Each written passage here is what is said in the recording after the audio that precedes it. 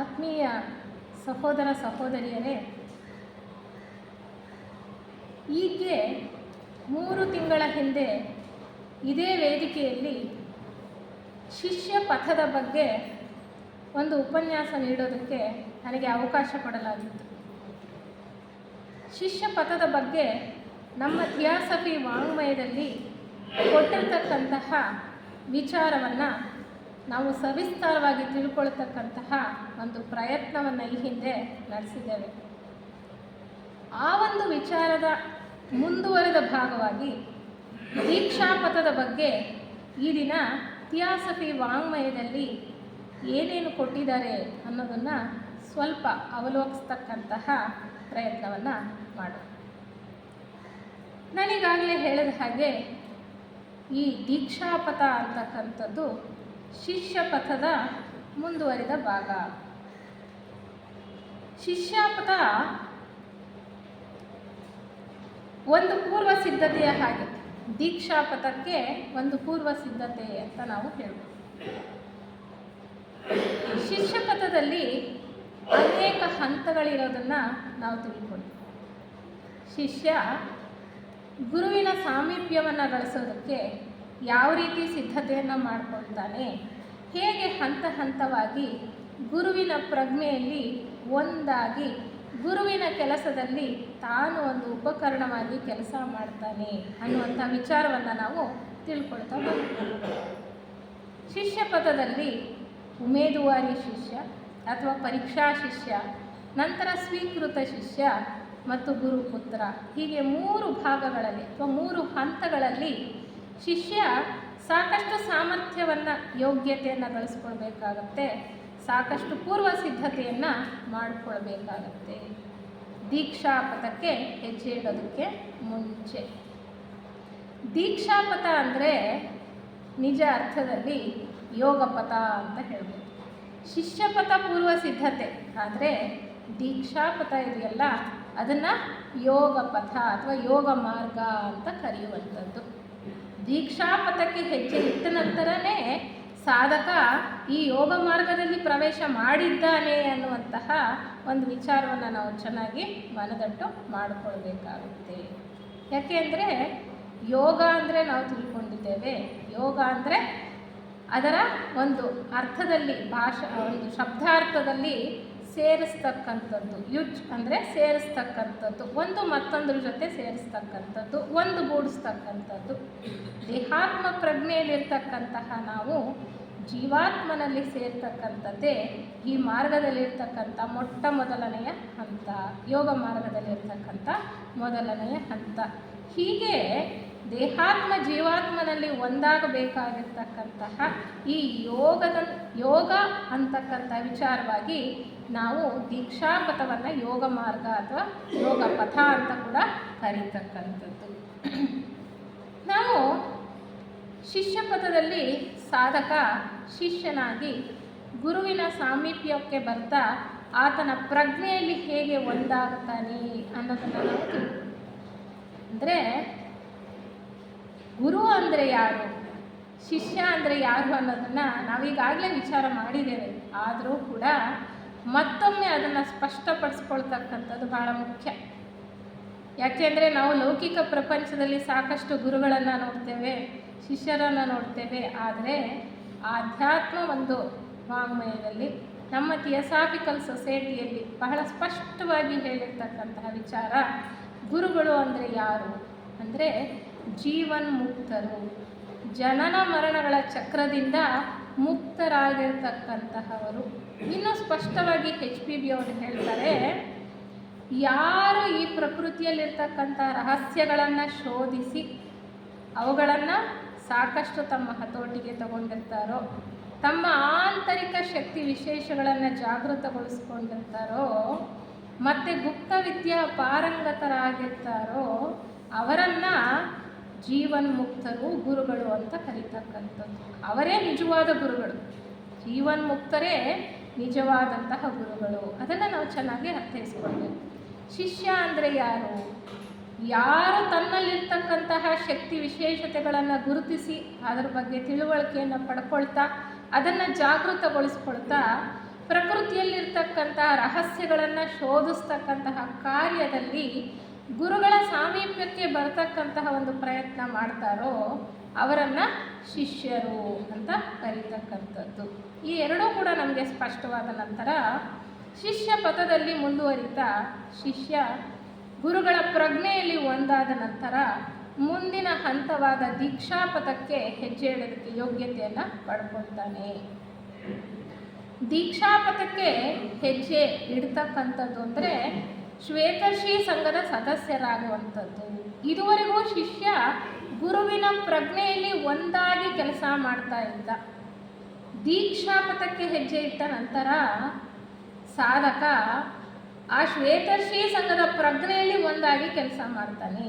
ಶ್ವೇತರ್ಷಿ ಸಂಘದ ಪ್ರಜ್ಞೆ ಅಂತ ಅಂದರೆ ಮತ್ತಿನ್ನೇನು ಅಲ್ಲ, ಜಗತ್ಪ್ರಭುಗಳ ಪ್ರಜ್ಞೆಯಲ್ಲಿ ಒಂದಾಗ್ತಕ್ಕಂಥದ್ದು. ಯಾರು ಜಗತ್ಪ್ರಭುಗಳು? ಈಗ ಭೂಮಿಯ ಮೇಲೆ ನಡೀತಾ ಇರ್ತಕ್ಕಂತಹ ಪ್ರತಿಯೊಂದನ್ನು ಕೂಡ ಆಡಳಿತವನ್ನು ನಡೆಸ್ಕೊಂಡು ಹೋಗ್ತಾ ಇರ್ತಕ್ಕಂಥವರು. ಆ ಪರಮಾತ್ಮನ ಬೃಹತ್ ಸಂಸರಣಾ ಯೋಜನೆಯಲ್ಲಿ ಆ ಮಾರ್ಗದರ್ಶನದ ಪ್ರಕಾರ ಆ ಈಶ್ವರನಿಂದ ನಿಯೋಜಿಸಲ್ಪಟ್ಟಂತಹ ಕೆಲಸ ಕಾರ್ಯಗಳನ್ನು ಪ್ರಸ್ತುತ ಭೂಮಿಯ ಮೇಲೆ ನಡೆಸ್ಕೊಂಡು ಹೋಗ್ತಾ ಇರ್ತಕ್ಕಂತಹ ಜಗತ್ಪ್ರಭುಗಳು ಸನತ್ ಕುಮಾರ ಪ್ರಭುಗಳು. ಇವರು ಶುಕ್ರ ಗ್ರಹದಿಂದ ನಮ್ಮ ಭೂಮಿಗೆ ಬಂದಿರತಕ್ಕಂಥವ್ರು. ಇದ್ರ ವಿಚಾರ ನಾವು ಸಾಕಷ್ಟು ಥಿಯಾಸಫಿ ವಾಂಗ್ಮಯದಲ್ಲಿ ತಿಳ್ಕೊಂಡಿದೆ. ಅಂದರೆ ನಮ್ಮ ಈ ಶ್ವೇತರ್ಷಿ ಸಂಘದ ಅಧಿಪತಿ ಜಗತ್ಪ್ರಭುಗಳು ಸನತ್ ಕುಮಾರರು. ಅವರ ಪ್ರಜ್ಞಾವಲಯದೊಳಗಡೆ ಸಾಧಕ ದೀಕ್ಷಾಪಥಕ್ಕೆ ಹೆಜ್ಜೆ ಇಟ್ಟ ನಂತರ ಪ್ರವೇಶವನ್ನು ಪಡ್ಕೊಳ್ತಾನೆ. ಅದು ಬಹಳ ಮುಖ್ಯವಾದಂತಹ ವಿಚಾರ. ಹೀಗೆ ಜಗತ್ಪ್ರಭುಗಳು ಉಪಯೋಗಿಸ್ತಕ್ಕಂತಹ ಒಂದು ಉಪಕರಣವಾಗ್ತಾನೆ. ನಾವು ಮುಂಚೆ ತಿಳ್ಕೊಂಡ್ವಿ ಶಿಷ್ಯ ಪಥದಲ್ಲಿ ಶಿಷ್ಯ ಗುರುಗಳ ಕೈಯಲ್ಲಿನ ಒಂದು ಉಪಕರಣವಾಗಿ ಕೆಲಸ ಮಾಡ್ತಾನೆ ಅಂತ. ಮುಂದುವರೆದು ದೀಕ್ಷಾಪಥದಲ್ಲಿ ಈಗ ಸಾಧಕ ಜಗತ್ಪ್ರಭುಗಳ ಕೈಯಲ್ಲಿನ ಒಂದು ಉಪಕರಣವಾಗ್ತಾನೆ, ಅಥವಾ ಅವರು ನುಡಿಸ್ತಕ್ಕಂತಹ ದಿವ್ಯವಾದಂತಹ ವಾದ್ಯದ ಒಂದು ಭಾಗವಾಗ್ತಾನೆ ಅಂತ ಹೇಳ್ತಾರೆ. ಇನ್ನೂ ಸ್ಪಷ್ಟವಾಗಿ ನಾವು ತಿಳ್ಕೊಳ್ಬೇಕು ಅಂದರೆ ಜಗತ್ಪ್ರಭುಗಳು ಅಂತಕ್ಕಂತಹ ಒಂದು ವಿರಾಟ್ ದೇಹದ ಒಂದು ಅಂಗವಾಗಿ ಕೆಲಸ ಮಾಡ್ತಾನೆ ಅಂತ. ಅಂದರೆ ಇದು ಹೇಗೆ ಅಂದರೆ ಇಲ್ಲಿ ಶ್ವೇತರ್ಷಿ ಸಂಘ ಅಂತಕ್ಕಂಥದ್ದು ಒಂದು ಭಾಗವಾಗಿ, ಒಂದು ಏಕೈಕ ಭಾಗವಾಗಿ ಕೆಲಸ ಮಾಡ್ತಕ್ಕಂಥದ್ದು. ಆ ಜಗತ್ಪ್ರಭುಗಳ ಪ್ರಜ್ಞಾವಲಯದಲ್ಲಿ ಸೇರಿರ್ತಕ್ಕಂತಹ ಎಲ್ಲ ಸದಸ್ಯರುಗಳು ಕೂಡ ಒಟ್ಟಾಗಿ ಕೆಲಸ ಮಾಡ್ತಕ್ಕಂಥದ್ದು ಬಹಳ ಮುಖ್ಯ. ಅದಕ್ಕೆ ಹೇಳ್ತಾರೆ ಜಗತ್ಪ್ರಭುವಿನ ಒಂದು ಸಾಕ್ಷಾತ್ ಅಂಶದ ಹಾಗೆ ಇರ್ತಾನೆ. ಜಗತ್ಪ್ರಭುವಿನ ಸಾಕ್ಷಾತ್ ಒಂದು ಅಂಶದ ಹಾಗೆ ಇರ್ತಾನೆ. ದೀಕ್ಷೆಯನ್ನು ಪಡ್ಕೊಂಡಿರ್ತಕ್ಕಂತಹ ಸಾಧಕ ಅವರ ದೇಹದ ಒಂದು ಅಂಗವಾಗಿ ಕೆಲಸ ಮಾಡೋದಕ್ಕೆ ಸಾಮರ್ಥ್ಯವನ್ನು ಗಳಿಸ್ಕೊಂಡಿರ್ತಾನೆ ಅನ್ನುವಂಥ ವಿಚಾರ. ಭಾಳ ಚೆನ್ನಾಗಿ ಅದನ್ನು ವಿವರಣೆಯನ್ನು ಕೊಡ್ತಾರೆ. ಏಕಮೇವ ಅದ್ವಿತೀಯ ಅಂತ. ಏಕಮೇವ ಅಂದರೆ ಇರೋದು ಒಂದೇ, ಮತ್ತೊಂದು ಇಲ್ಲ. ಹಾಗೆ ಶ್ವೇತರ್ಷಿ ಸಂಘ ಕೆಲಸ ಮಾಡುತ್ತೆ ಆ ಜಗತ್ಪ್ರಭುಗಳ ಒಂದು ಅಧಿಪತ್ಯದಲ್ಲಿ ಅಂತ ನಾವು ಚೆನ್ನಾಗಿ ಅರ್ಥ ಮಾಡ್ಕೊಳ್ಬೇಕಾಗಿದೆ. ಹೀಗಿರುವಾಗ ದೀಕ್ಷೆ ಅಂದರೆ ಏನು ಅಂತ ಮೊಟ್ಟ ಮೊದಲಿಗೆ ನಾವು ಸರಿಯಾಗಿ ಅರ್ಥೈಸ್ಕೊಳ್ಬೇಕಾಗತ್ತೆ. ಯಾಕೆಂದರೆ ಪ್ರಾಪಂಚಿಕ ಲೋಕದಲ್ಲಿ ಮಂತ್ರ ದೀಕ್ಷೆಯನ್ನು ಪಡ್ಕೊಂಡ್ರು, ಯಾರೋ ಗುರುಗಳು ದೀಕ್ಷೆಯನ್ನು ಕೊಟ್ಟರು, ಯಾರೋ ಸಂತರೋ ಇಲ್ಲ ಯಾರೋ ಮಠಾಧಿಪತಿಗಳು ಸ್ವಾಮೀಜಿಯವರ ಯಾರೋ ದೀಕ್ಷೆಯನ್ನು ಕೊಟ್ಟರು ಅಂತಕ್ಕಂತಹ ವಿಚಾರವನ್ನು ನಾವು ಆಗಾಗ ಕೇಳ್ತಾ ಇರ್ತೇವೆ. ಆ ದೀಕ್ಷೆ ಅಲ್ಲ. ನಮ್ಮ ಆಧ್ಯಾತ್ಮ ಪ್ರಪಂಚದಲ್ಲಿ ಥಿಯಸಾಫಿಕಲ್ ಸೊಸೈಟಿಯಲ್ಲಿ ಭಾಳ ಸ್ಪಷ್ಟವಾಗಿ ಹೇಳಿರ್ತಕ್ಕಂಥದ್ದು ದೀಕ್ಷೆ ಅಂತಕ್ಕಂಥದ್ದು ಲೌಕಿಕ ಪ್ರಪಂಚದಲ್ಲಿ ಇಲ್ಲಿ ಯಾರೂ ಸ್ವಾಮೀಜಿಯವರಾಗಲಿ ದೀಕ್ಷೆಯನ್ನು ಕೊಡ್ತಕ್ಕಂಥದ್ದಲ್ಲ. ದೀಕ್ಷೆ ಅಂದರೆ ನಾವು ಚೆನ್ನಾಗಿ ಅರ್ಥ ಮಾಡ್ಕೊಳ್ಬೇಕಾಗಿರೋದು ಪ್ರಜ್ಞೆಯ ವಿಕಾಸ. ದೀಕ್ಷೆ ಅಂದರೆ ಪ್ರಜ್ಞೆಯ ವಿಕಾಸ. ನಾನೀಗಾಗಲೇ ಹೇಳಿದ ಹಾಗೆ ಶಿಷ್ಯನಾದಂಥವನು ದೀಕ್ಷಾಪಥಕ್ಕೆ ಹೆಜ್ಜೆ ಇಡ್ತಾ ಆ ಶ್ವೇತರ್ಷಿ ಸಂಘದ ಬೃಹತ್ ಪ್ರಜ್ಞೆಯಲ್ಲಿ ಒಂದು ಭಾಗವಾಗ್ತಾ ಕೆಲಸ ಮಾಡ್ತಾನೆ. ಅಂದರೆ ಆತನ ಪ್ರಜ್ಞೆ ವಿಕಾಸವಾಯಿತು ಅಂತ ಹಾಗೆ ನಾವು ಅರ್ಥೈಸ್ಕೊಳ್ಬೇಕಾಗಿದೆ. ಅಥವಾ ಇನ್ನೂ ಅನೇಕ ರೀತಿಯಲ್ಲಿ ಇದನ್ನು ವಿವರಣೆಯನ್ನು ನಾವು ಪಡ್ಕೊಳ್ಬೋದು. ಬುದ್ಧಿ ಪ್ರಜ್ಞೆಯಲ್ಲಿ ಎಚ್ಚರಗೊಳ್ತಕ್ಕಂಥದ್ದು, ಅಧೀ ಪ್ರಜ್ಞೆಯಲ್ಲಿ ಕಣ್ಣನ್ನು ತೆರೀತಕ್ಕಂಥದ್ದು. ಇಕ್ಷು ಅಂದರೆ ಕಣ್ಣನ್ನು ತೆರೀತಕ್ಕಂಥದ್ದು. ಬುದ್ಧಿ ಪ್ರಜ್ಞೆ ಅಂದರೆ ನಮಗೆ ಗೊತ್ತಿದೆ, ಮನಸ್ಸಿನಿಂದ ಉನ್ನತವಾಗಿರ್ತಕ್ಕಂತಹ ಸೂಕ್ಷ್ಮ ಪ್ರಜ್ಞೆ. ಆ ಬುದ್ಧಿ ಪ್ರಜ್ಞೆಯಲ್ಲಿ ಐಕ್ಯತೆ ಅಂತಕ್ಕಂಥದ್ದು ತಾನೇ ತಾನಾಗಿ ನೆಲೆಸಿರ್ತಕ್ಕಂಥದ್ದು. ಆ ಐಕ್ಯತಾ ಭಾವ ಜಾಗೃತಗೊಂಡಿರ್ತಕ್ಕಂತಹವನು ನಿಜವಾಗ್ಲೂ ಅರ್ಥ ಮಾಡ್ಕೊಳ್ಬೇಕು ಅಂದರೆ. ಇನ್ನು ಡಿಕ್ಷನರಿ ಮೀನಿಂಗ್ ಹೇಳ್ತಾರೆ, ಈ ದೀಕ್ಷೆ ಅಂತಕ್ಕಂಥದ್ದು ಲ್ಯಾಟಿನ್ನ 2 ಪದಗಳಿಂದ ಆಗಿದೆ ಅಂತ ಹೇಳ್ತಾರೆ. ಅದನ್ನು ಇಂಗ್ಲೀಷ್ಗೆ ಅನುವಾದ ಮಾಡಿದ್ರೆ ಹೇಳ್ತಾರೆ, ಇನ್ ಟು ಅನ್ನೋದು ಒಂದು ಪದ ಆದರೆ ಟು ಗೋ ಅನ್ನೋದು ಇನ್ನೊಂದು ಪದ. ಅಂದರೆ ಟು ಗೋ ಇಂಟು ಅಂದರೆ ಯಾವುದ್ರೊಳಗೋ ಒಂದರಲ್ಲಿ ಪ್ರವೇಶ ಮಾಡತಕ್ಕಂಥದ್ದು. ಆ ಉನ್ನತ ಪ್ರಜ್ಞಾವಲಯದಲ್ಲಿ ನಾವು ಪ್ರವೇಶವನ್ನು ಪಡ್ಕೊಳ್ತಕ್ಕಂಥದ್ದು ಅನ್ನೋದನ್ನು ನಾವು ಚೆನ್ನಾಗಿ ತಿಳ್ಕೊಳ್ಬೇಕಾಗಿದೆ. ಈ ಪ್ರಜ್ಞೆಯನ್ನು ವಿಸ್ತರಿಸ್ತಕ್ಕಂತಹ ದೀಕ್ಷೆಯನ್ನು ನಾನು ಇಲ್ಲಿ ಯಾರು ಕೊಡ್ತಾರೆ ಆಧ್ಯಾತ್ಮ ಪ್ರಪಂಚದಲ್ಲಿ ಅಂತಂದರೆ, ಶ್ವೇತಶ್ರೀ ಸಂಘದ ಪ್ರಭುಗಳಾದ ಸನತ್ ಕುಮಾರರೇ ಕೊಡ್ತಕ್ಕಂತಹದ್ದು. ಕೆಲವು ಸಾರಿ ಆ ಪ್ರಭುಗಳು ಯಾರಾದರೂ ಒಬ್ಬರು ಗುರುಗಳನ್ನು ನಿಯೋಜಿಸಿರ್ತಾರೆ ಈ ಕೆಲಸಕ್ಕೋಸ್ಕರ. ಸಾಮಾನ್ಯವಾಗಿ 1ನೆಯ ಮತ್ತು 2ನೆಯ ದೀಕ್ಷೆಯ ಸಮಯದಲ್ಲಿ ಶ್ವೇತಶ್ರೀ ಸಂಘದ ಪ್ರಭುಗಳಾಗಿರ್ತಕ್ಕಂತಹ ಸನತ್ ಕುಮಾರರು ಬೇರೆ ಇನ್ನೊಬ್ಬರಿಗೆ ಈ ಜವಾಬ್ದಾರಿಯನ್ನು ವಹಿಸಿಕೊಟ್ಟಿರ್ತಾರೆ, ಜೀವನ್ಮುಕ್ತ ಗುರುಗಳಿಗೆ. ಅವರು ಈ ದೀಕ್ಷೆಯನ್ನು ಕೊಡ್ತಕ್ಕಂಥದ್ದು. ಈ ದೀಕ್ಷೆಯನ್ನು ಸ್ಥೂಲ ದೇಹದ ಪ್ರಜ್ಞೆಗೆ ಕೊಡ್ತಕ್ಕಂಥದ್ದಲ್ಲ, ಇದು ಅಂತರಾತ್ಮನಿಗೆ ಕೊಡ್ತಕ್ಕಂತಹ ದೀಕ್ಷೆ. ನಾವು ಚೆನ್ನಾಗಿ ಅರ್ಥ ಮಾಡ್ಕೊಳ್ಬೇಕು. ಅಂತರಾತ್ಮ ಅಂದರೆ ಜೀವಾತ್ಮ. ಆತನ ಒಂದು ಅಂಶ ಕೆಳಗಿನ ಲೋಕಗಳಿಗೆ ಇಳಿದು ಬರ್ತಾ ಈ ಕೆಳಗಿನ ದೇಹಗಳಲ್ಲಿ ಅನುಭವಗಳನ್ನು ಪಡ್ಕೊಳ್ತಾ ಪರಿಪೂರ್ಣನಾಗತಕ್ಕಂತಹ ಒಂದು ಮಾರ್ಗದಲ್ಲಿ ಈ ಒಂದು ಸಂಸರಣೆ ಅಥವಾ ವಿಕಾಸ ಅಂತಕ್ಕಂಥದ್ದು ನಡೀತಾ ಇದೆ ಅಲ್ವಾ. ಹಾಗಾಗಿ ಈ ಹೊರಗಿನ ಪ್ರಪಂಚದಲ್ಲಿ ಕೊಡ್ತಕ್ಕಂಥದ್ದಲ್ಲ, ಈ ಸ್ಥೂಲ ದೇಹದ ಪ್ರಜ್ಞೆಗೂ ಕೊಡ್ತಕ್ಕಂಥದ್ದಲ್ಲ. ಸೂಕ್ಷ್ಮ ಲೋಕದಲ್ಲಿ, ಸೂಕ್ಷ್ಮ ದೇಹಗಳಲ್ಲಿ ಇದು ಅಂತರಾತ್ಮನಿಗೆ ಸಿಗತಕ್ಕಂತಹ ಒಂದು ದೀಕ್ಷೆ.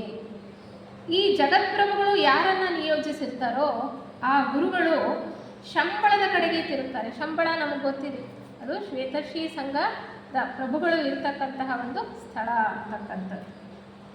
ಅಲ್ಲಿ ಆ ದೀಕ್ಷಾದಾತನ ಅನುಗ್ರಹವನ್ನು ಮತ್ತು ಅನುಮತಿಯನ್ನು ಪಡ್ಕೊಂಡು ಯಾರು ಗುರುಗಳನ್ನು ಅವರು ನಿಯೋಜಿಸಿರ್ತಾರೋ ಅವರು ಯಾರಿಗೆ ಅರ್ಹತೆ ಇದೆಯೋ ಅವರಿಗೆ ದೀಕ್ಷೆಯನ್ನು ಪ್ರದಾನ ಮಾಡ್ತಕ್ಕಂಥದ್ದು.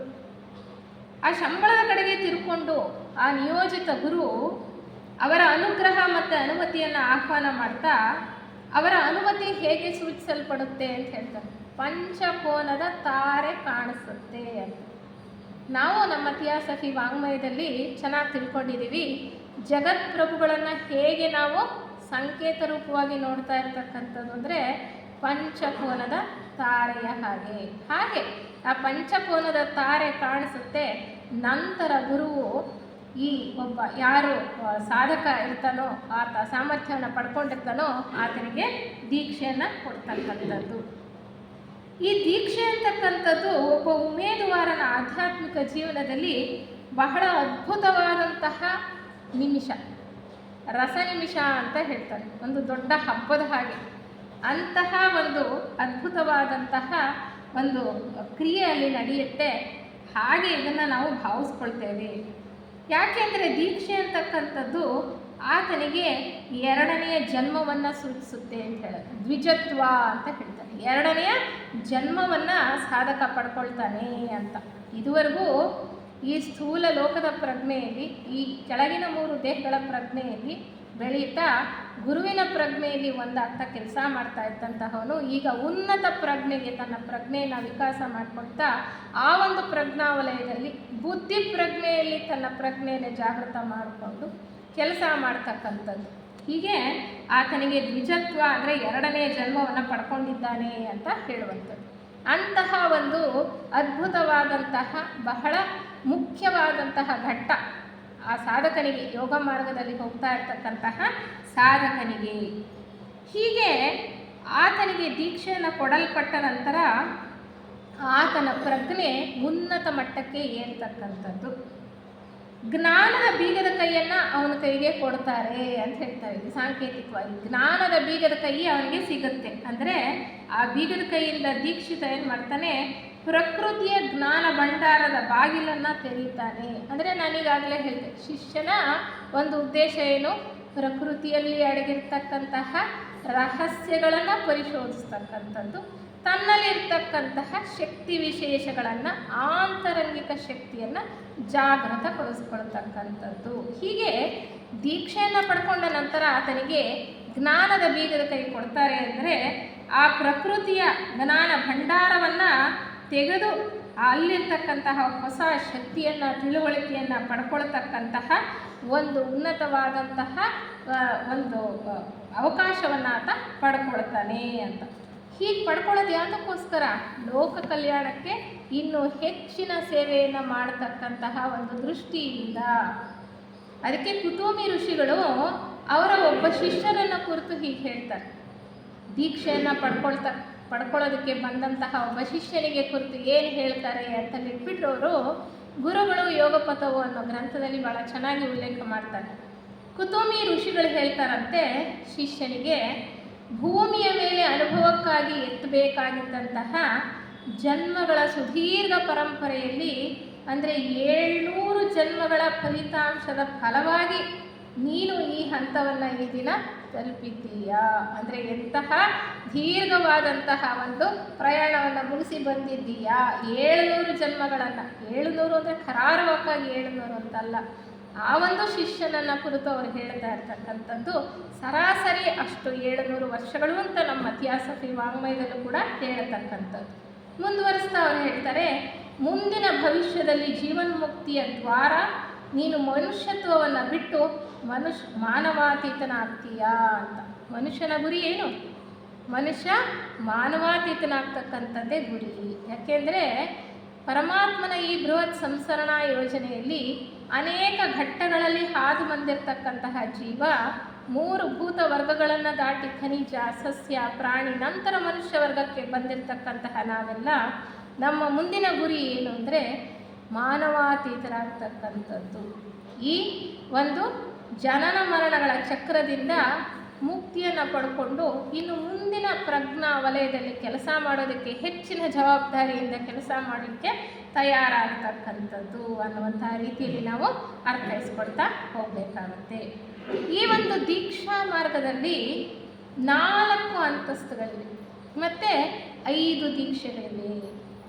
ಭೂಮಿಯ ಮೇಲೆ ಪ್ರಸ್ತುತ ಇರ್ತಕ್ಕಂತಹ ಮನುಷ್ಯಾತೀತನಾಗೋದಕ್ಕೆ ಅಥವಾ ಮಾನವಾತೀತನಾಗೋದಕ್ಕೆ ಅಥವಾ ಜೀವನ್ಮುಕ್ತನಾಗೋದಕ್ಕೆ ನಿಗದಿಪಡಿಸಿರ್ತಕ್ಕಂತಹ ದೀಕ್ಷೆಗಳು 5 ಪ್ರಸ್ತುತ. ಬೇರೆ ಬೇರೆ ಗೋಳಮಾಲೆಯಲ್ಲಿ ಬೇರೆ ಬೇರೆ ರೀತಿ ಇದೆ. ಅದಕ್ಕೆ ಇಲ್ಲಿ ಭೂಮಿಯ ಮೇಲೆ ಅಂತ ನಾನು ಹೇಳ್ತಾ ಇರ್ತಕ್ಕಂಥದ್ದು. ಅಂದರೆ 5 ದೀಕ್ಷೆಗಳನ್ನು ಪಡ್ಕೊಂಡ ನಂತರ ಸಾಧಕ ಜೀವನ್ಮುಕ್ತನಾಗ್ತಾನೆ. ಈ ದೀಕ್ಷಾಪಥದಲ್ಲಿ ಸಾಧಕ. ಇಲ್ಲಿ 4 ಅಂತಸ್ತುಗಳನ್ನು ನಾವು ಚೆನ್ನಾಗಿ ಅರ್ಥ ಮಾಡಿಕೊಳ್ಬೇಕಾಗಿದೆ. ಒಂದು ದೀಕ್ಷೆಗೂ ಮತ್ತು ಮತ್ತೊಂದು ದೀಕ್ಷೆಗೂ ಇರತಕ್ಕಂತಹ ಈ ಒಂದು ಸಮಯದಲ್ಲಿ ಅಂತರಂಗದ ಜೀವಿತ, ಆ ಸಾಧಕ ಏನು ಅಂತರಂಗದ ಜೀವಿತ ಅಂತ ನಡೆಸ್ತಾ ಇರ್ತಾನೋ ಅಲ್ಲಿ ಸಾಕಷ್ಟು ಬದಲಾವಣೆಗಳಾಗ್ತಕ್ಕಂಥದ್ದು ಬಹಳ ಮುಖ್ಯ. ಅಂದರೆ ಆತನ ಜೀವನದಲ್ಲಿ, ಜೀವನ ಶೈಲಿಯಲ್ಲಿ, ಆತನ ಪ್ರಜ್ಞೆಯಲ್ಲಿ ಸಾಕಷ್ಟು ಬದಲಾವಣೆಗಳಾಗ್ತಾ ವಿಕಾಸದ ಹಾದಿಯಲ್ಲಿ ಮುಂದೆ ಹೋಗಬೇಕಾಗಿದೆ. ಅಂದರೆ ಹೇಳ್ತಾರೆ, ಆತನು ತನ್ನ ನಡತೆ ಮತ್ತು ಮನಸ್ಸಿಗೆ ಸಂಬಂಧಪಟ್ಟಂತೆ ಮಾಡಿಕೊಂಡಿರ್ತಕ್ಕಂತಹ ತಿದ್ದುಪಡಿಗಳಿದೆಯಲ್ಲ, ಇದುವರೆಗೂ ಶಿಷ್ಯ ಮಾರ್ಗದಲ್ಲಿ ನಡೀತಾ ಬರ್ತಾ ಎಷ್ಟೊಂದು ತಿದ್ದುಪಡಿಗಳನ್ನು ಮಾಡ್ಕೊಳ್ತಾನಲ್ಲ ಆತನ ಜೀವನದಲ್ಲಿ, ಆತನ ನಡೆಯಲ್ಲಿ, ನುಡಿಯಲ್ಲಿ ಎಲ್ಲ, ಅವುಗಳಿಗಿಂತ ತುಂಬ ಭಿನ್ನವಾಗಿದೆ ಅಂತ ಹೇಳ್ತಾರೆ. ಇಲ್ಲಿ ದೀಕ್ಷಾಪಥದಲ್ಲಿ ಮುಂದುವರಿಯುವಾಗ ಇನ್ನೂ ಹೆಚ್ಚಿನ ರೀತಿಯಲ್ಲಿ ಸಾಧನೆಯನ್ನು ಆತ ಮಾಡಬೇಕಾಗತ್ತೆ. ದೀಕ್ಷಾಪಥವನ್ನು ನಾನು ತಲುಪಿದ್ದೀನಿ ಅಂದರೆ ನಾನು ಯಾವುದೋ ಒಂದು ಘಟ್ಟವನ್ನು ತಲುಪಿಬಿಟ್ಟಿದ್ದೇನೆ, ನನಗಿನ್ನು ಯೋಚನೆ ಇಲ್ಲ, ಮುಂದೆ ನಾನು ಸಲೀಸಾಗಿ ಮುಂದೆ ಹೊರಟು ಹೋಗ್ತೀನಿ ಅಂತಕ್ಕಂಥದ್ದಲ್ಲ. ಇನ್ನೂ ಹೆಚ್ಚಿನ ಸಾಧನೆ ಮತ್ತು ಜವಾಬ್ದಾರಿ ಆತನ ಮೇಲೆ ಇರುತ್ತೆ ಅಂತ ಇಲ್ಲಿ ಹೇಳ್ತಾರೆ. ಆತ ಶಿಷ್ಯತ್ವದ ಮಾರ್ಗದಲ್ಲಿದ್ದಾಗ ಯಾವ್ಯಾವ ಸ್ವಭಾವಗಳನ್ನು ರೂಢಿಸ್ಕೊಳ್ಳೋದಕ್ಕೆ ಪ್ರಯತ್ನ ಪಟ್ಟಿರ್ತಾನೋ ಅವುಗಳನ್ನು ಇನ್ನೂ ಪರಿಪೂರ್ಣವಾಗಿ ರೂಢಿಸ್ಕೊಳ್ಬೇಕು. ಮತ್ತು ತನ್ನಲ್ಲಿರ್ತಕ್ಕಂತಹ ಪ್ರತಿಯೊಂದು ದೋಷವನ್ನು ಕೂಡ ಬೇರು ಸಹಿತ ಕಿತ್ತು ಹಾಕಬೇಕು. ಯಾವ್ಯಾವ ದೋಷಗಳಿರುತ್ತೋ ಅದನ್ನು ಬೇರು ಸಮೇತ ಕಿತ್ತು ಹಾಕಬೇಕು ಅಂತ ಹೇಳ್ತಾರೆ. ಈ ದೋಷಗಳನ್ನು ಏನಂತ ಕರೀತಾರೆ ಅಂದರೆ ಆತ್ಮನನ್ನು ಬಂಧಿಸ್ತಕ್ಕಂತಹ ಸಂಕೋಲೆಗಳು ಅಂತ ಹೇಳ್ತಕ್ಕಂಥದ್ದು.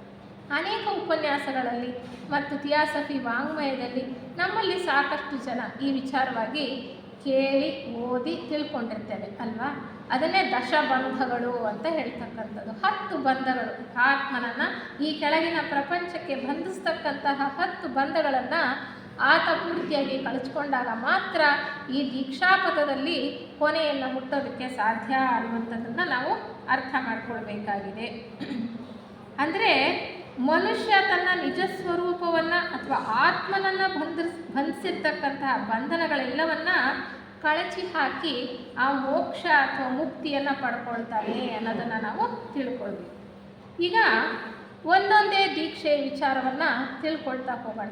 ಮೊದಲನೆಯ ದೀಕ್ಷೆ ಅಂತ ತಗೊಂಡ್ರೆ ನಾವೀಗಾಗಲೇ ತಿಳ್ಕೊಂಡ ಹಾಗೆ ದೀಕ್ಷಾ ಮಾರ್ಗಕ್ಕೆ ಪ್ರವೇಶ ಪಡ್ಕೊಳ್ಬೇಕು ಅಂದರೆ ಆತನಿಗೆ ಮೊದಲನೆಯ ದೀಕ್ಷೆ ಸಿಗಬೇಕು ಅಲ್ವಾ. ಆತ ಯಾವ ಶಕ್ತಿ ಸಾಮರ್ಥ್ಯಗಳನ್ನು ಬೆಳೆಸ್ಕೊಂಡಿರಬೇಕು, ಯಾವ ಸದ್ಗುಣಗಳನ್ನು ಬೆಳೆಸ್ಕೊಂಡಿರಬೇಕು ಅನ್ನೋದಕ್ಕೆ ನಮ್ಮ ವಾಂಗ್ಮಯದಲ್ಲಿ ಬಹಳ ಚೆನ್ನಾಗಿ ತಿಳಿಸಲಾಗಿದೆ. ಶಿಷ್ಯ ಪಥದಲ್ಲಿ ಏನೇನು ಆತ ಗಳಿಸ್ಕೊಳ್ಬೇಕು ಅನ್ನೋದನ್ನು ಸಾಧನ ಚತುಷ್ಟಯ ಅಥವಾ ಪರಮಗುರು ಚರಣ ಸನ್ನಿಧಿಯಲ್ಲಿ ಅನ್ನುವ ಗ್ರಂಥದಲ್ಲಿ ಕೊಟ್ಟಿರ್ತಕ್ಕಂತಹ 4 ಸಾಧನಗಳು ಬಹಳ ಮುಖ್ಯವಾದಂಥದ್ದು. ವಿವೇಕ, ವೈರಾಗ್ಯ, ಸದಾಚಾರ ಮತ್ತು ಪ್ರೇಮ. ಈ 4 ಗುಣಗಳನ್ನು, ಈ ಅಂಶಗಳನ್ನು ಅಥವಾ ಈ ಒಂದು 4 ವಿಚಾರಗಳಲ್ಲಿ ಸಾಕಷ್ಟು ಸಾಧನೆಯನ್ನು ಮಾಡಿ ಆತ ಈ ದೀಕ್ಷಾಪಥದ ಬಾಗಿಲಿಗೆ ಬಂದು ನಿಂತಿರಬೇಕು. ಗುರು ಪುತ್ರತ್ವವನ್ನು ಪಡ್ಕೊಂಡಿರಬೇಕು. ದೀಕ್ಷಾಪಥದ ಬಾಗಿಲಿಗೆ ಬಂದಿದ್ದಾನೆ ಅಂದರೆ ಶಿಷ್ಯ ಪಥದಲ್ಲಿ ಅನೇಕ ಹಂತಗಳನ್ನು ಹಾದು ಬಂದು ದೀಕ್ಷಾಪಥದ ಬಾಗಿಲಲ್ಲಿ ನಿಂತಿದ್ದಾನೆ ಅಂತ ಅರ್ಥ. ಅಂದರೆ ಇಲ್ಲಿ ಮುಖ್ಯವಾಗಿ 4 ಅಂಶಗಳನ್ನು ಹೇಳ್ತಾರೆ: ವಿವೇಕ, ವೈರಾಗ್ಯ, ಸದಾಚಾರ ಮತ್ತು ಪ್ರೇಮ. ಇಲ್ಲಿ ಎಷ್ಟರ ಮಟ್ಟಿಗೆ ಆತ ಸಾಧನೆಯನ್ನು ಮಾಡಿರಬೇಕು? 100ಕ್ಕೆ 100 ಅಂಕಗಳನ್ನು ಗಳಿಸಿರ್ಬೇಕಾ? ಇಲ್ಲ. ಹೇಗೆ ಅಂತ ಹೇಳ್ತಾರೆ ಅವರು, ಒಂದೊಂದು ವಿಷಯ, ಈ 4 ವಿಷಯಗಳನ್ನು ನಾವು ಪ್ರಮುಖವಾಗಿ ತಗೊಂಡ್ರೆ ಒಂದೊಂದು ವಿಷಯದಲ್ಲೂ ಕನಿಷ್ಠ 25 ಅಂಕಗಳನ್ನು ನಾವು ಗಳಿಸಬೇಕು. ನೋಡಿ ಎಷ್ಟು ಉದಾರ ಮನಸ್ಸಿನವರು ನಮ್ಮ ಗುರುಗಳು. ನಮಗೆ 100% ನೀವು ಪಡ್ಕೊಂಡಿರಬೇಕು ಅಂತ ಅವರೇನು ನಮ್ಮಲ್ಲಿ ಎಕ್ಸ್ಪೆಕ್ಟ್ ಮಾಡ್ತಾ ಇಲ್ಲ. ಅವರು ಆ ರೀತಿ ಪರಿಗಣಿಸ್ತಾ ಇಲ್ಲ. 25 ಕನಿಷ್ಠ ಅಂಕಗಳು, ಆದರೆ ಸರಾಸರಿಯಲ್ಲಿ 40 ಅಂಕಗಳು ಇರ್ಬೋದು. ನಮ್ಮ ಹೊರಗಿನ ಶಾಲಾ ಕಾಲೇಜುಗಳಲ್ಲಿ, ವಿಶ್ವವಿದ್ಯಾಲಯಗಳಲ್ಲಿ ನಾವು ಹೇಗೆ ಒಂದು ತರಗತಿಯಿಂದ ಇನ್ನೊಂದು ತರಗತಿಗೆ ಒಬ್ಬ ವಿದ್ಯಾರ್ಥಿ ಉತ್ತೀರ್ಣನಾಗಿ ಹೋಗಬೇಕು ಅಂದರೆ ಹೇಳ್ತಕ್ಕಂಥದ್ದು ಒಂದೊಂದು ಸಬ್ಜೆಕ್ಟ್ ಅಥವಾ ವಿಷಯದಲ್ಲೂ ಕೂಡ ಕನಿಷ್ಠ ಇಷ್ಟು ಅಂಕಗಳನ್ನು ಪಡ್ಕೊಂಡಿರಬೇಕು ಅಂತ ಅಲ್ವಾ. ಆದರೆ ಸರಾಸರಿ ಇಷ್ಟು 150% ಅಥವಾ 40% ಅಂತ ಹೇಳುವಂಥದ್ದು. ಅದೇ ರೀತಿ ಇಲ್ಲೂ ಕೂಡ ಪ್ರತಿಯೊಂದು ಈ 4 ವಿಚಾರಗಳಲ್ಲಿ ಕನಿಷ್ಠ 25 ಇರಬೇಕು, ಆದರೆ ಸರಾಸರಿ 40 ಅಂಕಗಳು ಆತ ಗಳಿಸ್ಕೊಂಡಿರಬೇಕು. ಅಷ್ಟು ಸಾಮರ್ಥ್ಯವನ್ನು ಆತ ಪಡ್ಕೊಂಡಿದ್ದರೆ ದೀಕ್ಷಾಪಥಕ್ಕೆ ಪ್ರವೇಶ ಮಾಡೋದಕ್ಕೆ ಆತ ಯೋಗ್ಯತೆಯನ್ನು ಪಡ್ಕೊಂಡಿದ್ದಾನೆ ಅಂತ ಹೇಳ್ತಾರೆ. ಇಲ್ಲಿ ಒಂದು ಬಹಳ ಮುಖ್ಯವಾಗಿರ್ತಕ್ಕಂಥ ವಿಚಾರವನ್ನು ನಾವು ನೋಡಬೇಕು ಅಂದರೆ ಅವ್ರು ಹೇಳ್ತಾರೆ, ವಿವೇಚನೆಯಲ್ಲಿ ಸ್ವಲ್ಪ ಕೊರತೆ ಇದ್ದರೂ ಪರವಾಗಿಲ್ಲ, ವಿವೇಚನೆಯಲ್ಲಿ ಸ್ವಲ್ಪ ಕೊರತೆ ಇದ್ದರೂ ಪರವಾಗಿಲ್ಲ, ತುಂಬಿ ಹರಿಯುವ ಪ್ರೇಮವಿದ್ದಲ್ಲಿ ಅಂತಹವರನ್ನು ಅಂಗೀಕರಿಸಲಾಗುತ್ತೆ. ಅದಕ್ಕೆ ನೋಡಿ, ಪ್ರೇಮ ಅನ್ನೋದಕ್ಕೆ ಎಷ್ಟು ಉನ್ನತವಾದಂತಹ ಸ್ಥಾನವನ್ನು ಕೊಟ್ಟಿರ್ತಕ್ಕಂಥದ್ದು. ನಾವು ಪರಮಗುರು ಚರಣ ಸನ್ನಿಧಿಯಲ್ಲಿ ಓದುವಾಗಲೂ ಅಷ್ಟೇ ಮುಮುಕ್ಷತ್ವ ಅಥವಾ ಮೋಕ್ಷ ಅನ್ನೋದನ್ನು ಈಗ ಬದಲಾಯಿಸಿ ಪ್ರೇಮ ಅಂತ ಆ ಭಾಗಕ್ಕೆ ಹೆಸರನ್ನಿಟ್ಟಿರ್ತಕ್ಕಂಥದ್ದು. ಪ್ರೇಮ ಅಂತಕ್ಕಂಥದ್ದು ಒಂದು ದೈವಿ ಗುಣ, ಆ ದೈವಿ ಚೈತನ್ಯದ ಅಭಿವ್ಯಕ್ತತೆ. ಅದು ನಮ್ಮಲ್ಲಿರ್ತಕ್ಕಂಥದ್ದು ಪರಿಪೂರ್ಣವಾಗಿ ತುಂಬಿ ಹರಿತಾ ಇರಬೇಕು. ಅಂದರೆ ಪ್ರೇಮ ಅಂತಕ್ಕಂಥದ್ದು ಆತನಲ್ಲಿ ಮಾನವ ಕೋಟಿಯ ಮೇಲೆ ಅಷ್ಟೇ ಅಲ್ಲ, ಪ್ರತಿಯೊಂದು ಜೀವಕೋಟಿಯ ಮೇಲೆ ಆತನಿಗೆ ಎಷ್ಟು ಮಟ್ಟಿಗಿನ ಪ್ರೇಮ ಇರಬೇಕು. ಪ್ರೇಮ ಅನ್ನೋದು ಹೆಚ್ಚಾಗಿದ್ದರೆ ವಿವೇಚನೆ ಅಂತಕ್ಕಂಥದ್ದು ಸ್ವಲ್ಪ ಕಡಿಮೆ ಇದ್ರೂ ಪರವಾಗಿಲ್ಲ, ಅಂಥವ್ರನ್ನ ಈ ದೀಕ್ಷಾಪಥಕ್ಕೆ ಕರ್ಕೊಳ್ತಾರೆ ಅನ್ನುವಂಥ ವಿಚಾರಗಳನ್ನು ಹೇಳ್ತಾರೆ.